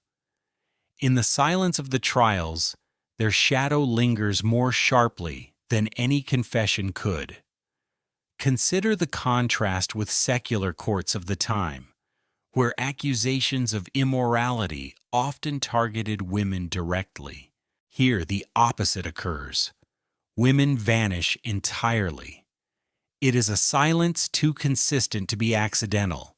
It suggests that inquisitors knew what they chose not to write, that scribes scraped away feminine traces with intention. The trial records become not only sources of accusation, but monuments of censorship. Close your eyes and imagine those parchments, stacked high, their ink brown with age.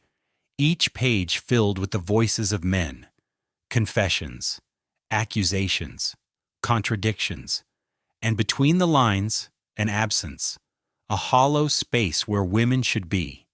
It is a silence that feels deliberate, like a door closed, a word withheld.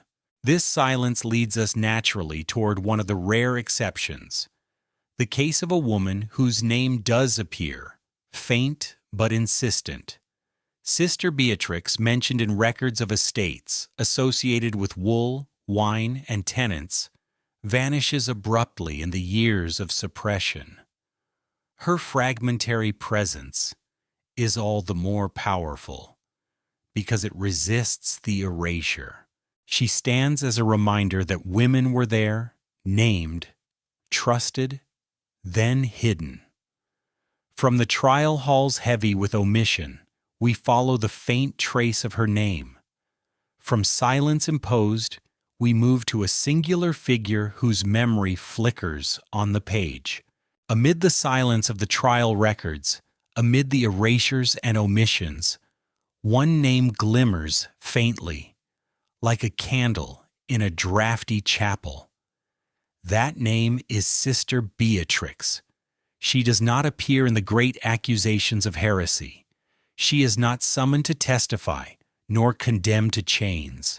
Instead, she surfaces in scattered estate accounts, written in the dry, practical ink of administration. Yet in those small entries, her presence is undeniable. And then, as if touched by the same hand of erasure that swept across so many traces, she vanishes at precisely the moment the temple fell.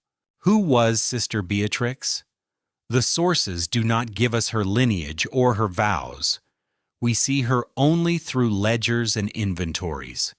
One record lists her overseeing transactions of wool, an essential commodity in medieval Europe, the foundation of wealth for both monasteries and knightly orders. Another associates her with wine storage, ensuring barrels were accounted for. Tenants paid their dues, and the flow of goods sustained the community. In still another, her name appears beside notes about estate tenants, implying direct authority in management. The repetition of her name across different contexts suggests more than chance. She was not a passing servant, nor a temporary guest. She was a figure of continuity, trusted with tasks at the very heart of Templar logistics.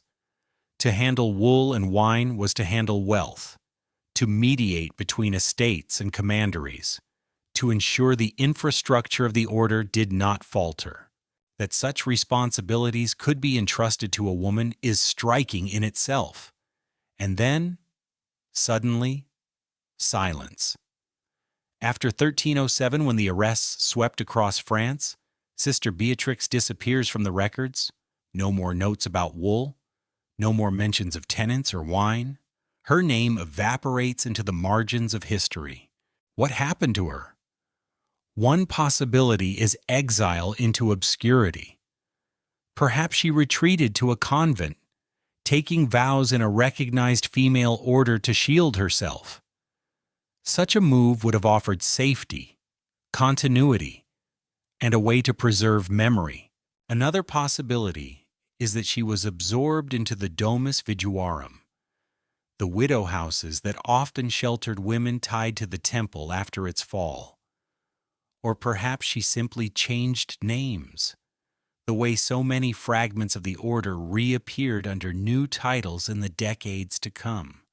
Her disappearance is as telling as her presence. It mirrors the wider pattern of deliberate silence, women visible in administration until the moment of suppression, then erased. The fact that her name appears at all suggests that she was important enough to be remembered in estate records. The fact that it vanishes suggests she was dangerous enough to be hidden when scrutiny turned fierce. Close your eyes and picture her. Beatrix, whether nun, widow, or affiliate, seated at a wooden desk in a commandery. a ledger open before her. She dips her quill, marks the figures, checks the seal of a tenant's letter. Around her, the hum of daily life, servants carrying barrels, brothers in white mantles passing in and out, pilgrims resting in the courtyard. She is part of the rhythm, not peripheral, but central. Without her, the flow of goods falters. Yet outside the walls, chroniclers ignore her existence. To them, the temple is only men, only knights. The beauty of her case lies in its ordinariness. She is not linked to treasure or to myths of hidden idols. She is linked to wool and wine, the mundane wealth that sustained the temple's grandeur. In her quiet labor, we glimpse the reality behind the myths, the infrastructure of women whose names rarely appear, but whose hands kept the system alive. Her vanishing also resonates with legend. In some later stories, women like Beatrix are remembered as keepers of memory, slipping into convents with trunks of documents or carrying sealed jars of relics to hidden sanctuaries. Whether Beatrix did so, we cannot know. But the timing of her disappearance, the very moment the order was suppressed, gives the speculation weight. Silence can be as eloquent as words. Some scholars treat her case as anomaly, a footnote in estate management. Others see her as emblem, the visible tip of a submerged structure. Either way, she stands as witness to the possibility of a hidden sisterhood, one whose members carried titles like curatrix or soror, whose traces linger in ledgers and tombs. Beatrix may not have been alone. She may have been part of a network of women who served, recorded, and remembered, only to slip into obscurity when danger came. Her presence calls us to reimagine the temple not as a fortress of men alone, but as a complex organism, sustained by women whose names we now struggle to recover. The effigies without names, the feminine hands in script, the curatrices of infirmaries, all find echo in Sister Beatrix. She is both singular and symbolic, both an individual and a fragment of a wider pattern. The silence surrounding her leads us naturally onward. If women like Beatrix vanished into convents or widow houses, then those sanctuaries became vaults of memory, places where books were copied, relics preserved, and the legacy of the temple held quietly through centuries. From the flickering trace of a single woman's name, we turn to the houses of widows, where silence became shelter, and where memory was guarded in stone and script. When the temple crumbled under papal decree and royal fire, its men were dragged into prisons and its estates seized. Yet not all its memory was carried away in chains. Some of it flowed quietly into the houses of widows, the Domus Viduarum, humble sanctuaries that became guardians of continuity. If Sister Beatrix slipped into obscurity, it may have been through one of these houses, where women gathered to preserve what could not survive in public. The Domus Viduarum were not unique to the Templars. Throughout medieval Europe, widows' houses functioned as semi-monastic communities. They offered shelter to noble women left without husbands, to widows seeking stability, and to women who preferred communal life without formal vows. Some operated under ecclesiastical oversight, others under local lords. Their rhythm was modest: prayers, weaving, copying, teaching, caring for orphans. Yet in the aftermath of the temple's fall, these houses became more than refuges. They became repositories. Accounts from certain regions hint that Templar properties were quietly transferred into the care of widows' communities. Inscriptions survive in which women claim to keep the memory of the temple. In one convent wall, Faint lettering speaks of custodians of what was lost. These fragments are tantalizing, suggesting that widow houses became safe havens for documents, relics, and oral traditions. Picture such a house. Modest, stone-built, with a small chapel and a garden of herbs. Inside, a group of women gathers at dusk. They wear simple veils, their lives marked by devotion but not by vows of enclosure as strict as a convent.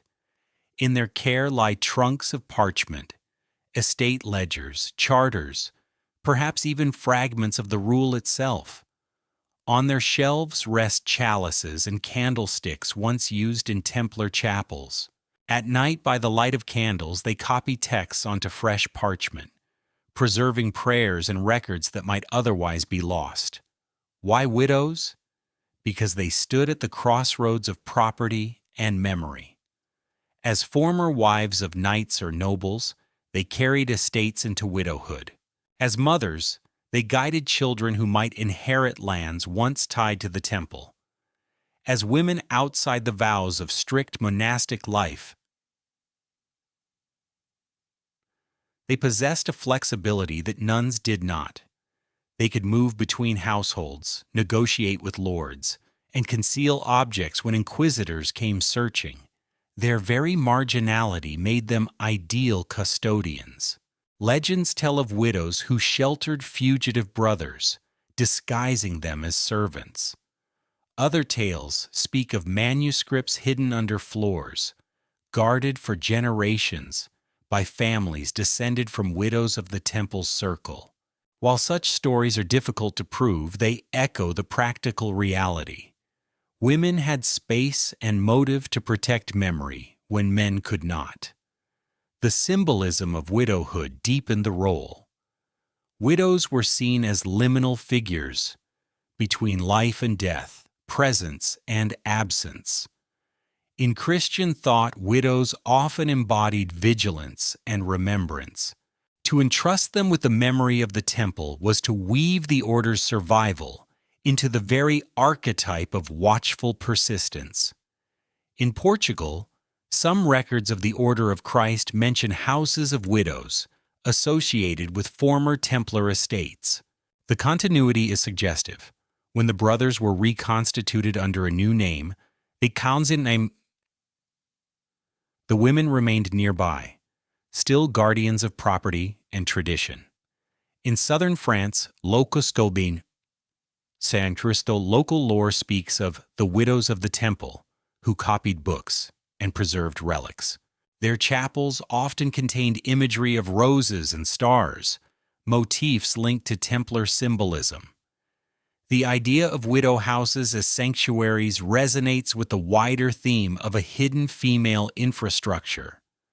Just as curatrices managed hospitals and female scribes left traces in documents, so widows safeguarded memory in domestic sanctuaries. Their work was not dramatic but enduring, not public but vital. Without them, the temple's legacy might have crumbled more completely. Close your eyes and imagine a quiet evening in such a house. The garden smells of thyme and sage. Inside, the women kneel in prayer, their voices soft. Afterward, one rises, retrieves a chest, and opens it to reveal manuscripts. She places them on a table, and by candlelight she and another woman begin to copy. Their quills scratch softly, steady as a heartbeat. Each letter they write is an act of remembrance, each page a defiance of erasure. This continuity did not proclaim itself.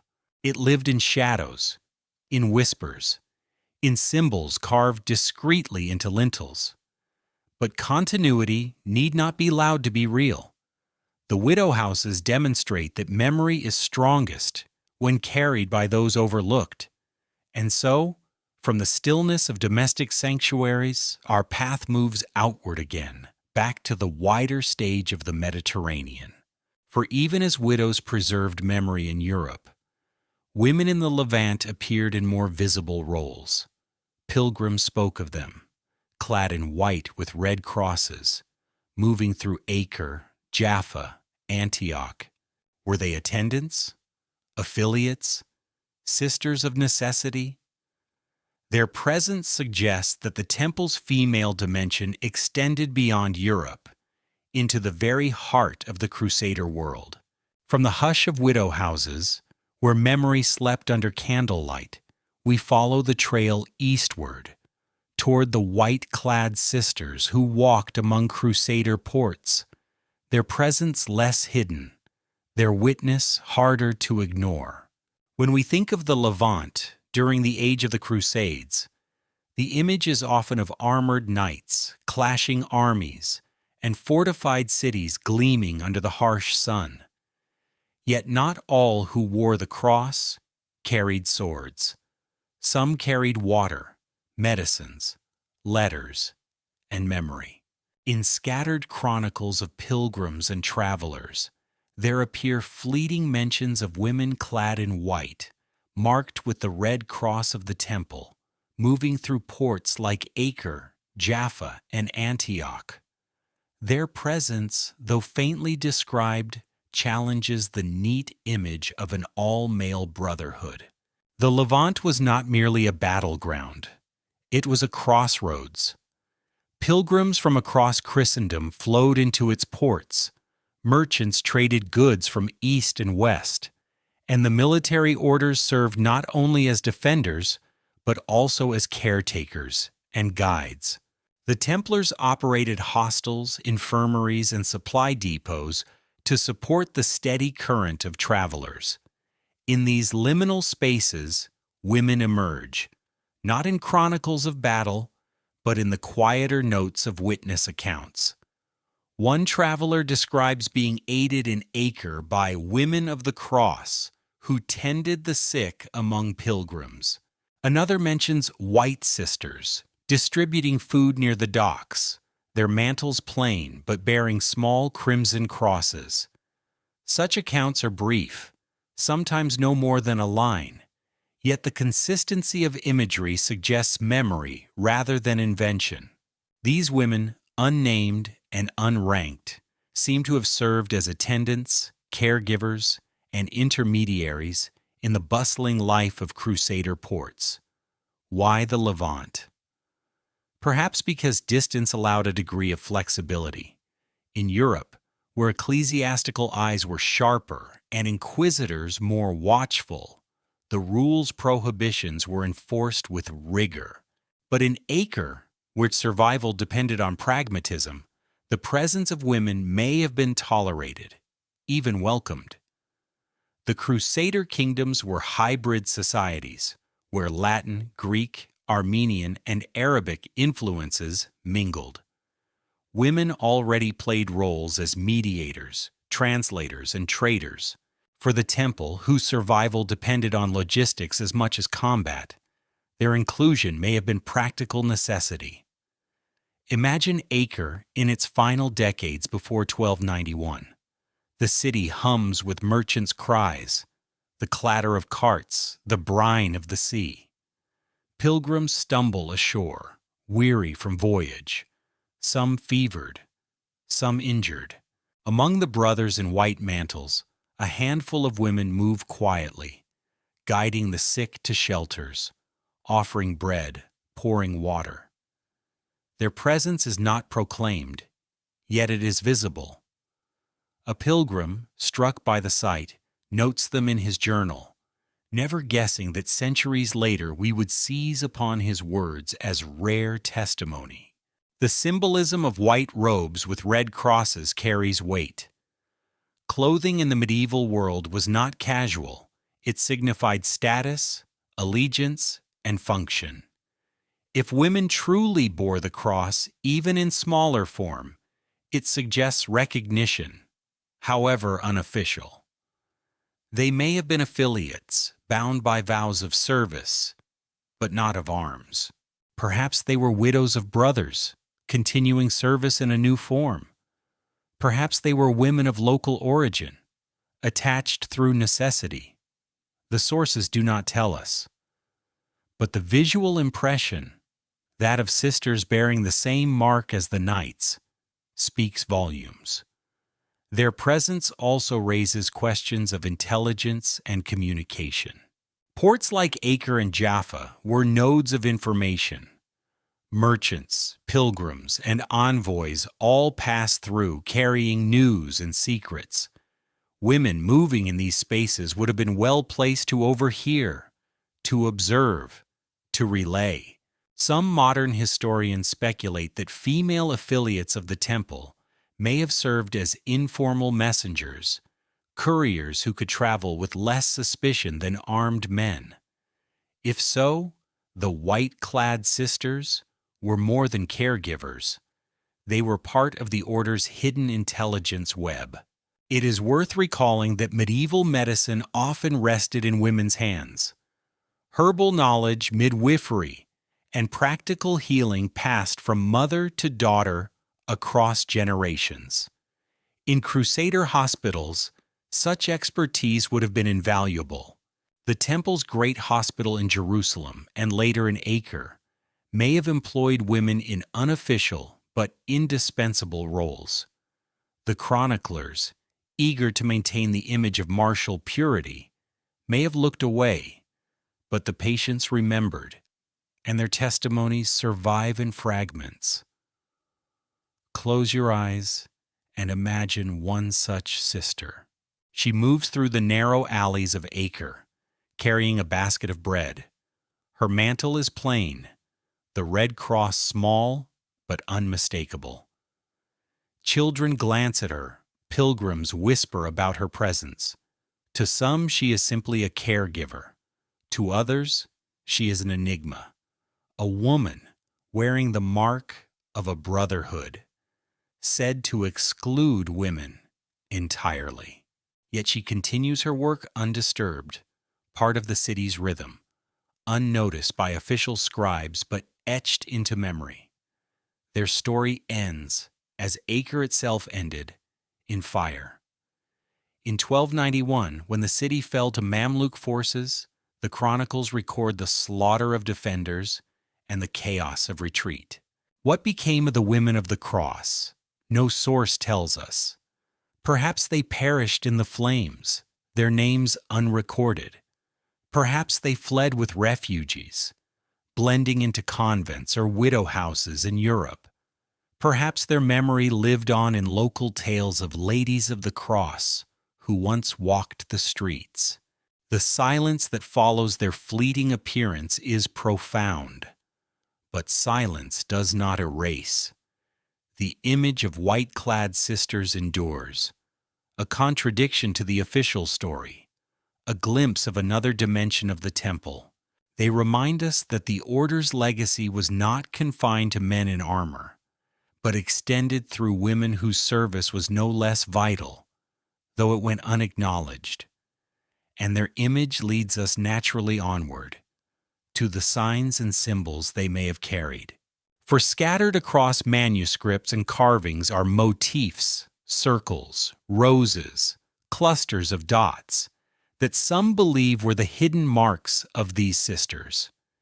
If women served as caregivers and couriers, they may also have left a symbolic code, a way of marking presence while remaining unnamed. From the bustle of Levantine ports, where women in white moved quietly among pilgrims and soldiers, we now follow the thread into the language of symbols, numbers and signs that spoke silently of belonging, of continuity, and of memory. If words could be silenced, symbols endured.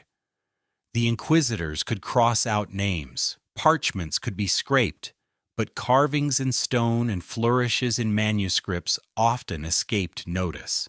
Across Europe, in churches once tied to the temple, in margins of charters, and in the cryptic notations of ledgers, certain patterns recur: circles intertwined with thorns, roses with 5 petals, clusters of 3 dots, and the numbers 7, 13, and 22. To most, they appear as ornament or coincidence. To others, they whisper of a hidden code, the marks of women whose names were erased, Medieval culture was saturated with symbolism. Numbers carried theological resonance. Shapes hinted at mysteries. Colors evoked spiritual truths. The Templars themselves adopted the red cross as emblem, a simple sign laden with meaning. It is no surprise, then, that those on the margins of the order, perhaps women whose official place could not be acknowledged, would leave subtler marks to record their presence. The rose is among the most suggestive. A 5-petaled rose, carved discreetly into a doorway at a former Templar site in southern France, has long drawn speculation. In Christian iconography, the rose symbolizes secrecy and silence. Sub rosa, under the rose, meant confidentiality. To carve a rose was to signal hidden knowledge. Later traditions link it to feminine wisdom, to Mary Magdalene, to mystery suppressed by official memory. Was this rose the mark of sisters who served but could not be named? We cannot know, but the placement, at a lintel leading to what was once a Templar chapel, feels deliberate. The cluster of 3 dots appears in manuscripts tied to Templar estates. Sometimes they sit in the margins, sometimes above words, sometimes beneath. At first glance, they seem no more than scribal decoration, yet their recurrence is uncanny. In later secret societies, the triad of dots came to signify brotherhood, discretion, or hidden membership. Some scholars wonder whether these dots began with the temple, marking not only brothers but sisters, whose names could not be openly written yet whose work was essential. A line in one later manuscript even cryptically states, "The sisters remain in silence, that the ark may endure." Numbers 2 hum with mystery. 7. The number of perfection, of creation. 13, often maligned as unlucky, but for the temple, forever linked to Friday the 13th of October, the day of their fall. 22, an odd figure, but in Hebrew tradition, tied to the letters of the alphabet, the totality of knowledge. To find these numbers repeated in inventories or inscribed on stones suggests intentionality. In one Iberian ledger, rents are grouped curiously into sets of 22, when no practical reason demanded it. In another, the number 13 recurs in lists of tenants. Was this bookkeeping, or a silent mark of remembrance? Close your eyes and imagine a sister in a widow house, copying a manuscript by candlelight. She finishes her work and adds, in the margin, 3 dots in a triangle. To anyone else, they are nothing. To her companions, they are signature, a vow of presence. Or imagine a pilgrim entering a chapel at dawn, pausing to notice a rose carved at the base of a pillar. He thinks it decorative, but to those who placed it there, it is a sign. The sisters are remembered. Symbols allowed continuity when words failed. In a world where inquisitors scrutinized charters, open acknowledgement was dangerous. But a rose carved in stone could be dismissed as ornament. 3 dots in a margin could be overlooked. Numbers arranged just so could pass as coincidence. Secrecy lived not in what was said, but in what was seen only by those who knew to look. There are tales, though half legend, that women of the temple developed a symbolic lexicon, a way of encoding presence. A circle entwined with thorns for endurance, a rose for secrecy, 3 dots for silent sisterhood. These marks, scattered across Europe, may form a pattern invisible to chroniclers, but discernible to those attuned to memory. Critics dismiss such interpretations as wishful projection. Roses and dots, they argue, are too common to signify hidden meaning. Numbers, too, follow natural patterns. Yet the recurrence of these symbols in places tied specifically to the temple, chapels, manuscripts, estate walls, invites curiosity. And if women truly existed as a hidden layer of the order, it is logical they would leave marks both subtle and deniable. Symbols also link the sisters to wider traditions. The Magdalene cult, especially strong in Provence, often employed roses and circles in its imagery. The Cistercian order, which influenced the temple, used numbers and geometrical patterns in liturgy and architecture. The overlap suggests that the sisters' symbols may have drawn from broader Christian mysticism, adapted into a private code of remembrance. The survival of these marks into later centuries deepens the intrigue. Freemasons adopted the 3 dots. Rosicrucians drew upon roses and numbers. The possibility that the sisters' symbols echoed forward into later secret societies is tantalizing, though impossible to prove. Yet it is fitting. Memory hidden in symbols has a way of seeding new traditions, surviving in fragments when institutions fall. In the end, whether carved rose or dotted margin, the sisters' marks remind us that history is not only written in chronicles, it is etched in stone, scribbled in margins, woven into patterns too subtle for inquisitors to erase. Their silence becomes a language of its own, a visual chorus murmuring through centuries. And from these symbols, we move naturally to the structure they imply. For if symbols existed, they suggest not only individuals but organization, a network, however fluid, that could sustain and transmit meaning. The trail of roses and dots leads us toward the notion of a hidden order within the order, a sisterhood of necessity, elusive yet indispensable. From carvings half hidden in chapels, from numbers that echo in ledgers, from dots in faded ink, we follow the thread into the heart of mystery, toward the order within the order itself, where sisters of silence may have gathered. The notion of a hidden sisterhood within the temple is often dismissed as imagination, yet the fragments we have, widows' houses, curatrices, scribal hands, white-clad attendants in the Levant, and cryptic symbols suggest more than chance. They hint at something structured, though never openly declared, an order within the order, not formalized in papal bulls or knightly statutes, but existing in necessity, in shadows, in the quiet endurance of women whose names were never spoken aloud. The phrase "sisters of necessity" sometimes appears in later accounts, perhaps echoing whispers of such a network. The term fits. They were not bound by the knightly vows of arms, nor did they march in processions. Their work lay in what was required, tending hospitals, managing estates, copying manuscripts, ferrying messages. In times of crisis, they stepped into roles men could not fill. In times of scrutiny, they faded back into silence. An order within the order did not need hierarchy carved in stone. Its structure may have been fluid, shifting according to circumstance.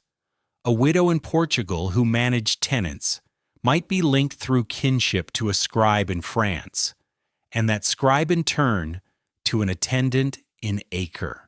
Information could flow along these threads, invisible to chroniclers but real to those who lived it. Imagine a Templar commandery in the late 13th century.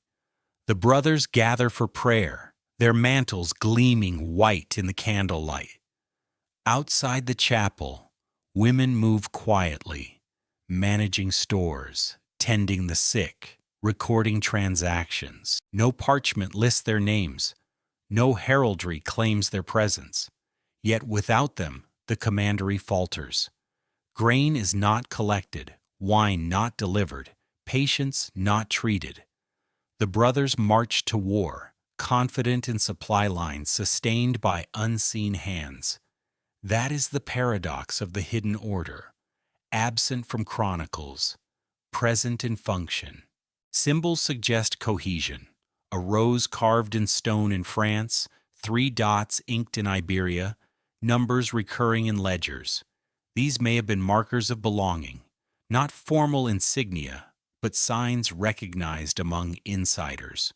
To the world, a decorative flourish. To the sisters, a whisper of connection. In this way, the hidden order could extend across lands, bound not by papal recognition, but by memory, secrecy, and shared service. The trial's silence strengthens the idea. If inquisitors truly believed women had no place in the temple, they would have ignored incidental traces. Yet their deliberate erasure, the scraping of feminine pronouns, the refusal to ask questions, suggests knowledge withheld. Silence is not ignorance, it is strategy. And strategy implies something worth concealing. Consider also the timing of disappearances. Women like Sister Beatrix vanish precisely at the moment of persecution. Widow houses gain prominence as Templar estates dissolve. Symbols multiply in manuscripts after 1307, as if to maintain memory once official acknowledgement was lost. These convergences suggest coordination, or at least shared purpose. The survival of the order's essence, carried through women when men were destroyed. The idea of an order within an order also resonates with medieval thought. Monastic traditions often embrace dualities: visible clergy and hidden hermits, choir monks and lay brothers, abbots and anchoresses. Why should the temple be different? The visible order was male, knightly, martial. The hidden order, if it existed, was female, logistical, symbolic. Together they formed a whole, though only half was written into statutes. Skeptics may argue that no parchment declares such a structure, but absence of declaration may itself be the point. A female order could not be openly sanctioned without provoking scandal. The solution was to exist beneath language, beneath recognition, functional, necessary, but unnamed. Like the scaffolding that supports a building only until it is complete, the sisters could serve without inscription, leaving traces only where oversight faltered. Close your eyes and envision such a network. A sister in Acre carries letters for a brother commander, disguised among provisions. Another in France copies a charter, adding 3 dots in the margin to mark her hand. A widow in Portugal gathers young initiates, teaching them prayers once whispered in Templar chapels. They never meet, never convene in councils, but they know one another through symbols, through memory, through necessity. They are the invisible fabric holding together what the world insists does not exist. Legends that grew in later centuries echo this possibility. Stories of the Daughters of the Grail in Occitania, of the Lady of the Cross in Genoa, of Magdalene figures tied to the Red Cross, all can be read as folk memory of an unseen sisterhood. Myths exaggerate, but they rarely emerge from nothing. Beneath the embroidery may lie a simple truth, that women sustained the temple in ways too essential to forget. The collapse of the temple in 1307 would not have destroyed such a hidden order. On the contrary, it may have made it more necessary. While brothers were imprisoned, women were overlooked. While inquisitors burned confessions, widows kept ledgers. While papal bulls dissolved the order, symbols and manuscripts preserved continuity. If the temple endured at all beyond its fall, it may be because an invisible order within it carried memory forward. From this idea of hidden structure, we turn naturally to its deepest resonance, the figure who embodied secrecy, witness, and female endurance in Christian imagination, Mary Magdalene. Her image, often entwined with roses, silence, and hidden knowledge, became a symbol through which suppressed memory could be expressed. In glass, in stone, in story, she stands beside the red cross, a silent companion whose meaning lingers. From the suggestion of an invisible network, we follow now into the symbolic heart of its memory, the Magdalene, whose presence haunts the margins of Templar chapels and legends alike, carrying forward the resonance of hidden sisters. In the hush of medieval chapels, one figure appears again and again, often half hidden in glass or stone, Mary Magdalene. She kneels at the foot of the cross, holding a vessel of oil. She gazes upward in grief, or she extends her hand toward the risen Christ. For the faithful, she was the repentant sinner, the first witness to resurrection, the embodiment of human frailty and divine grace. But for others, especially in the shadowed margins of the temple, she was more: the code, the emblem, the feminine counterpoint to the knightly order. The Magdalene's resonance lay in her duality. She was at once fallen and redeemed, excluded and chosen, silent and yet the first to speak. For women who moved in the periphery of the temple, scribes, widows, caregivers, her story mirrored their own.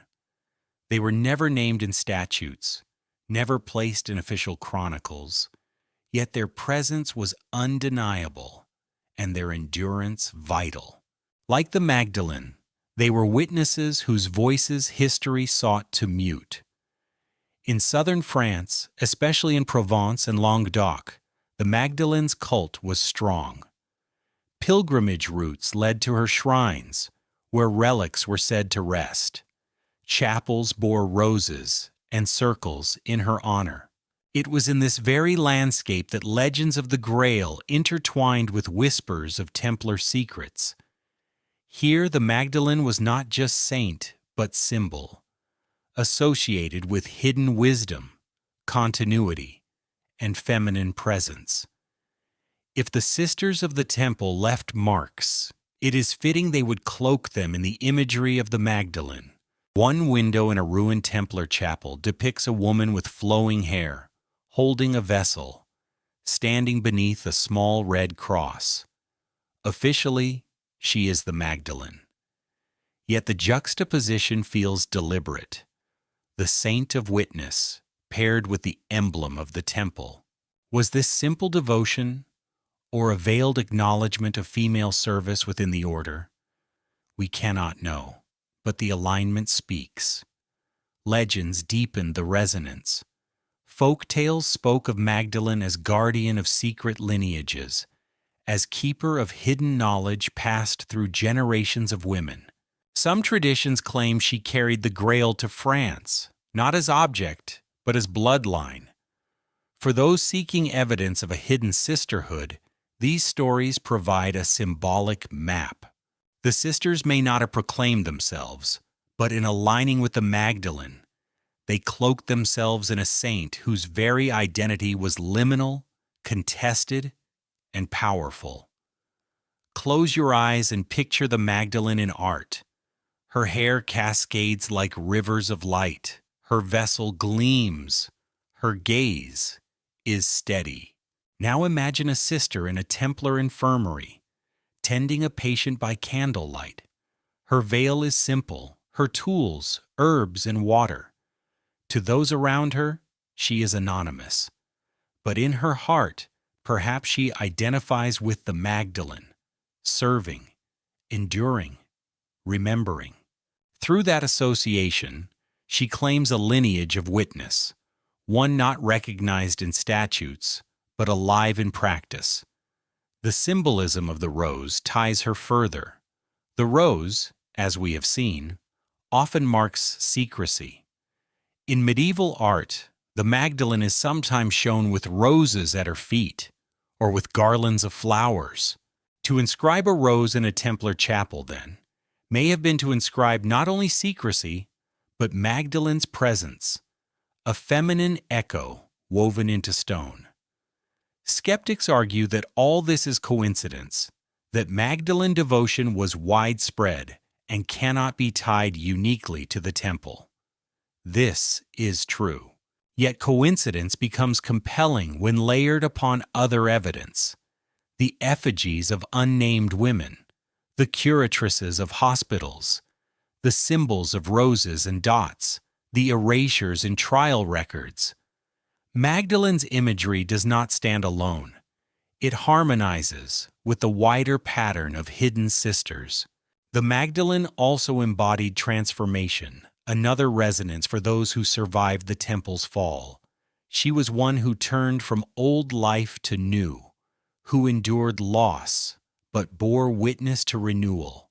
For women who sheltered memory after 1307, Magdalene's story offered hope that even in ruin, continuity was possible, that silence could hold truth until the time was right. Legends in Occitania speak of Magdalene as the silent teacher, guiding women in prayer and secrecy. Stories in Catalonia tell of a sister of the cup, a woman linked to Grail lore who vanishes into convent silence. Whether historical or mythical, these tales echo the theme of hidden female continuity, cloaked in Magdalene's mantle. Imagine entering a chapel at dawn. The light filters through stained glass, illuminating Magdalene's figure beside a red cross. Dust motes drift like stars. For the faithful, it is a scene of devotion. For those who knew, it was a signal. The sisters endure, hidden but present, just as Magdalene endured, silent yet first to proclaim. Her resonance persists because she embodies the paradox of the hidden order, erased in language yet central in presence, denied in statutes yet vital in function. The Magdalene is the archetype through which the sisters could recognize themselves without ever declaring themselves. She is both veil and revelation, silence and witness. And so, from her image we move forward, into the tales that carry her echo. For in Genoa, a strange depiction survives, the Lady of the Cross, drawn after the temple's fall, bearing symbols forbidden, yet carried by memory. Was she Magdalene reborn in another guise, or a direct remembrance of the sisters? The trail of resonance leads us there, into a portrait that speaks where chronicles remain silent. After the dissolution of the temple in 1312, its symbols were outlawed. The red cross on white, once feared and revered, became a mark of danger. And yet, in the port city of Genoa, a curious image appeared. A figure later called Dominina Cruciata, the Lady of the Cross. She is drawn in a late medieval manuscript, veiled, robed, and unmistakably female, holding a small cross to her breast. Her title is enigmatic, her meaning debated. But to those who study the hidden currents of Templar memory, she is more than curiosity. She may be echo of the sisters themselves. Genoa was no accidental setting. It was a hub of Mediterranean trade, a city where Templars once held warehouses and fleets. Merchants, pilgrims, and crusaders passed constantly through its harbors. After the temple's fall, Genoa became a crossroads of exile, rumor, and survival. If remnants of the order sought shelter, Genoa would have been natural ground. And if women carried forward their legacy, it is fitting their image would surface here, at the edge of sea and memory. The manuscript shows her simply, a lady in plain garb, but with the unmistakable sign of the cross upon her. Around the margins appear small emblems: sun, moon, rose. Together, they create a triad of imagery: celestial cycles, earthly bloom, sacred mark. To some, it is mere allegory. To others, it encodes presence. The lady as symbol of the feminine order within the temple, her cross as forbidden sign carried forward in silence.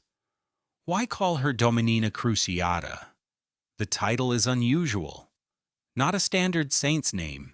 It translates awkwardly as the Lady of the Cross, or the Woman under the Cross. It evokes both devotion and burden, one who bears the cross, not as knight, but as witness. In Christian imagination, such language naturally aligns with Mary Magdalene, who stood at Calvary. Yet the absence of direct reference to Magdalene suggests something more deliberate, a new veiled identity crafted in memory of hidden sisters. Picture Genoa's harbor in the 14th century. Ships creak at anchor, sails furled. Traders haggle over spices and silks. Amid the bustle, a manuscript circulates quietly among a circle of devout. In its pages, this Lady of the Cross appears, a figure both ordinary and extraordinary. For those in the know, she is signal. The temple endures, its female presence remembered. For others, she is simply another allegory, unnoticed amid the flood of images. Her appearance after 1312 is crucial. With the temple dissolved, memory of its women would have been most vulnerable. To depict a female figure bearing the red cross was a bold act of defiance. It proclaimed continuity where erasure was demanded. It reinscribed women into a story that official chronicles denied. And by clothing her in anonymity, neither Magdalene, nor saint, nor named sister, the manuscript ensured plausible deniability.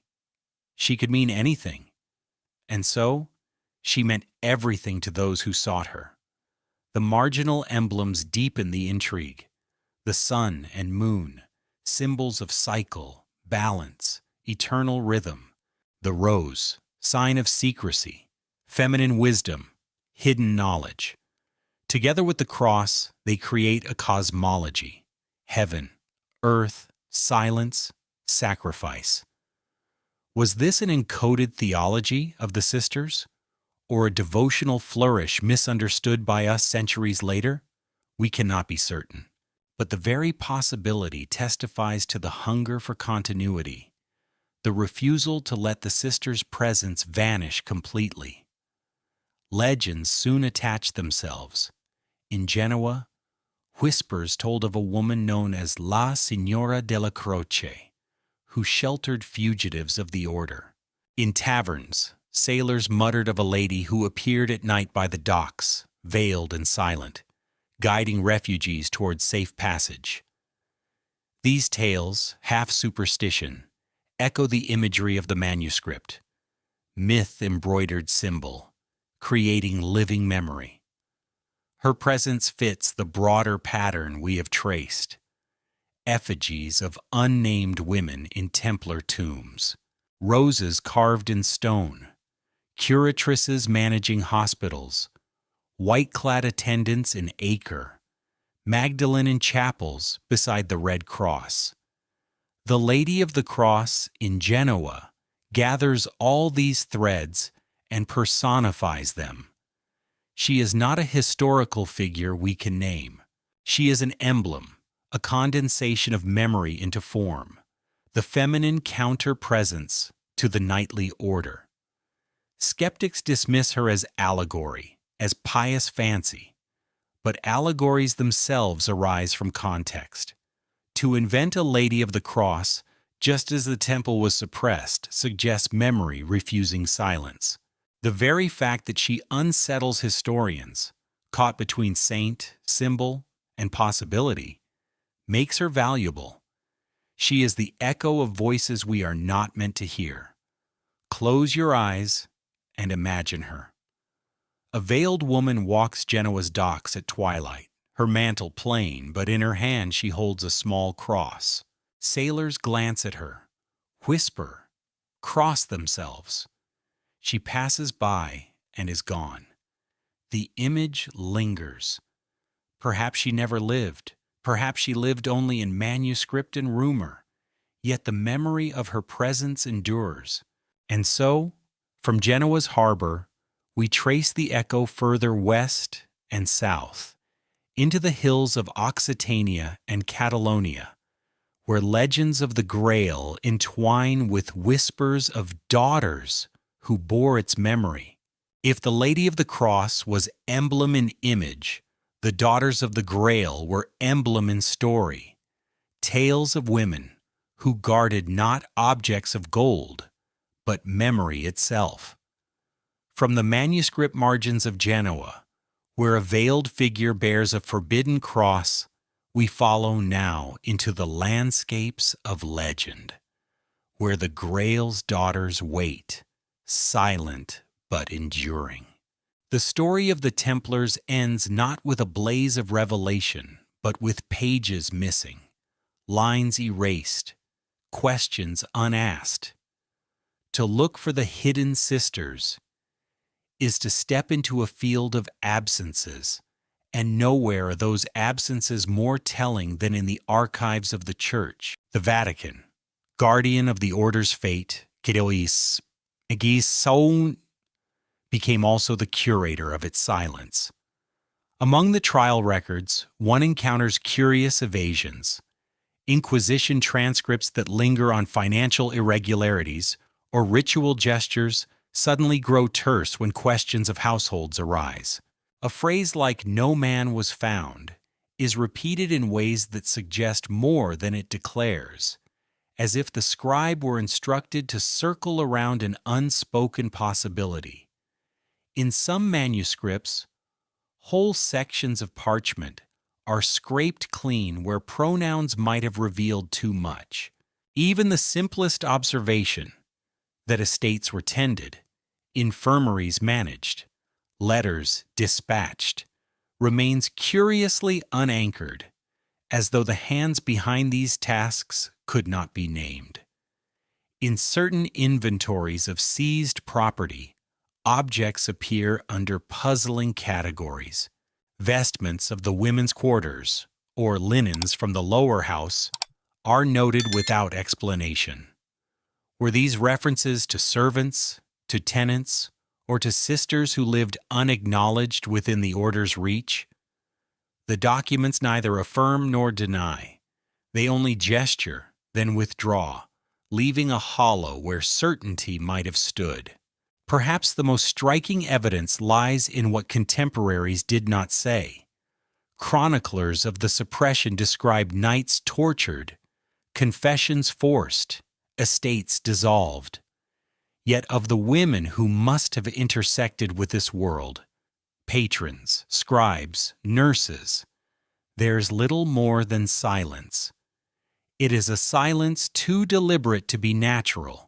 As one later Vatican annotation remarks, when clarity offers no benefit, silence suffices. The phrase, tucked in a margin, feels less like explanation than admission. From these fragments emerges not a roster of names, but the outline of a structure.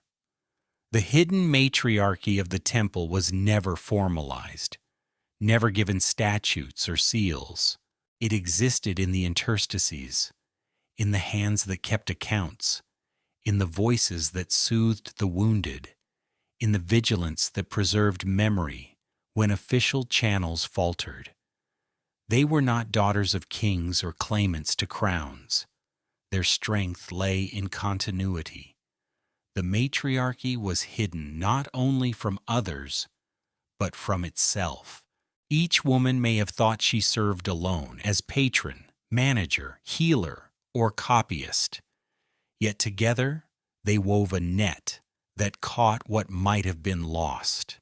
When the order was extinguished, that net held memory aloft until it could be carried elsewhere, into Portuguese transformation as the Order of Christ, into convent cupboards, into folklore of the Grail. Symbols preserve what documents efface. Roses carved above doorways, the triad of dots appearing in margins, numbers like 7, 13, and 22 repeating in lists that should have been mundane. These are traces of a presence that refused erasure. The very absence of names became a form of strength. Silence itself grew into a vessel, an invisible chalice of memory passed hand to hand. And so we come to the closing movement. Not revelation, but resonance.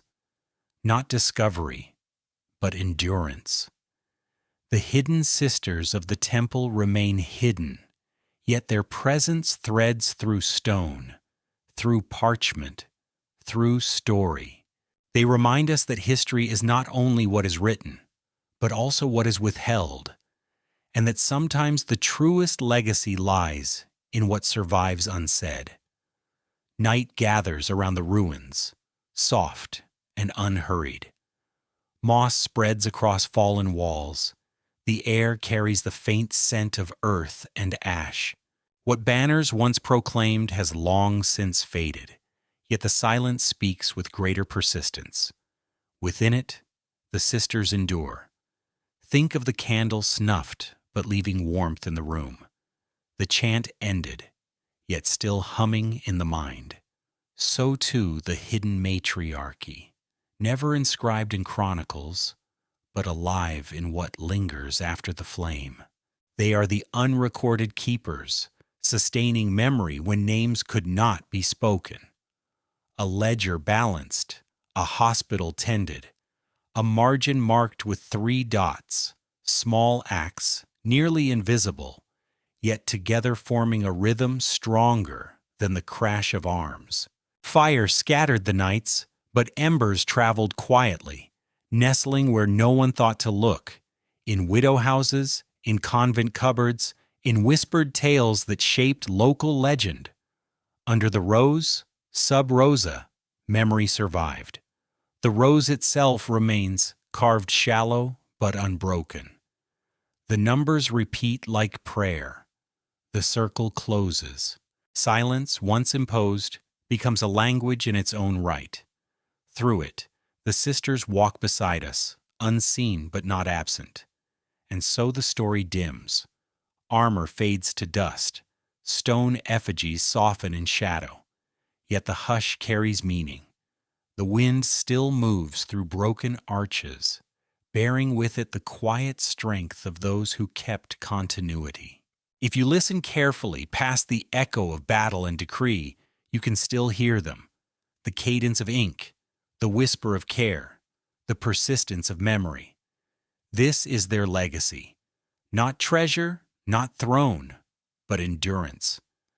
A hidden matriarchy, glowing like embers in the dark, carried forward in silence until the dawn returns.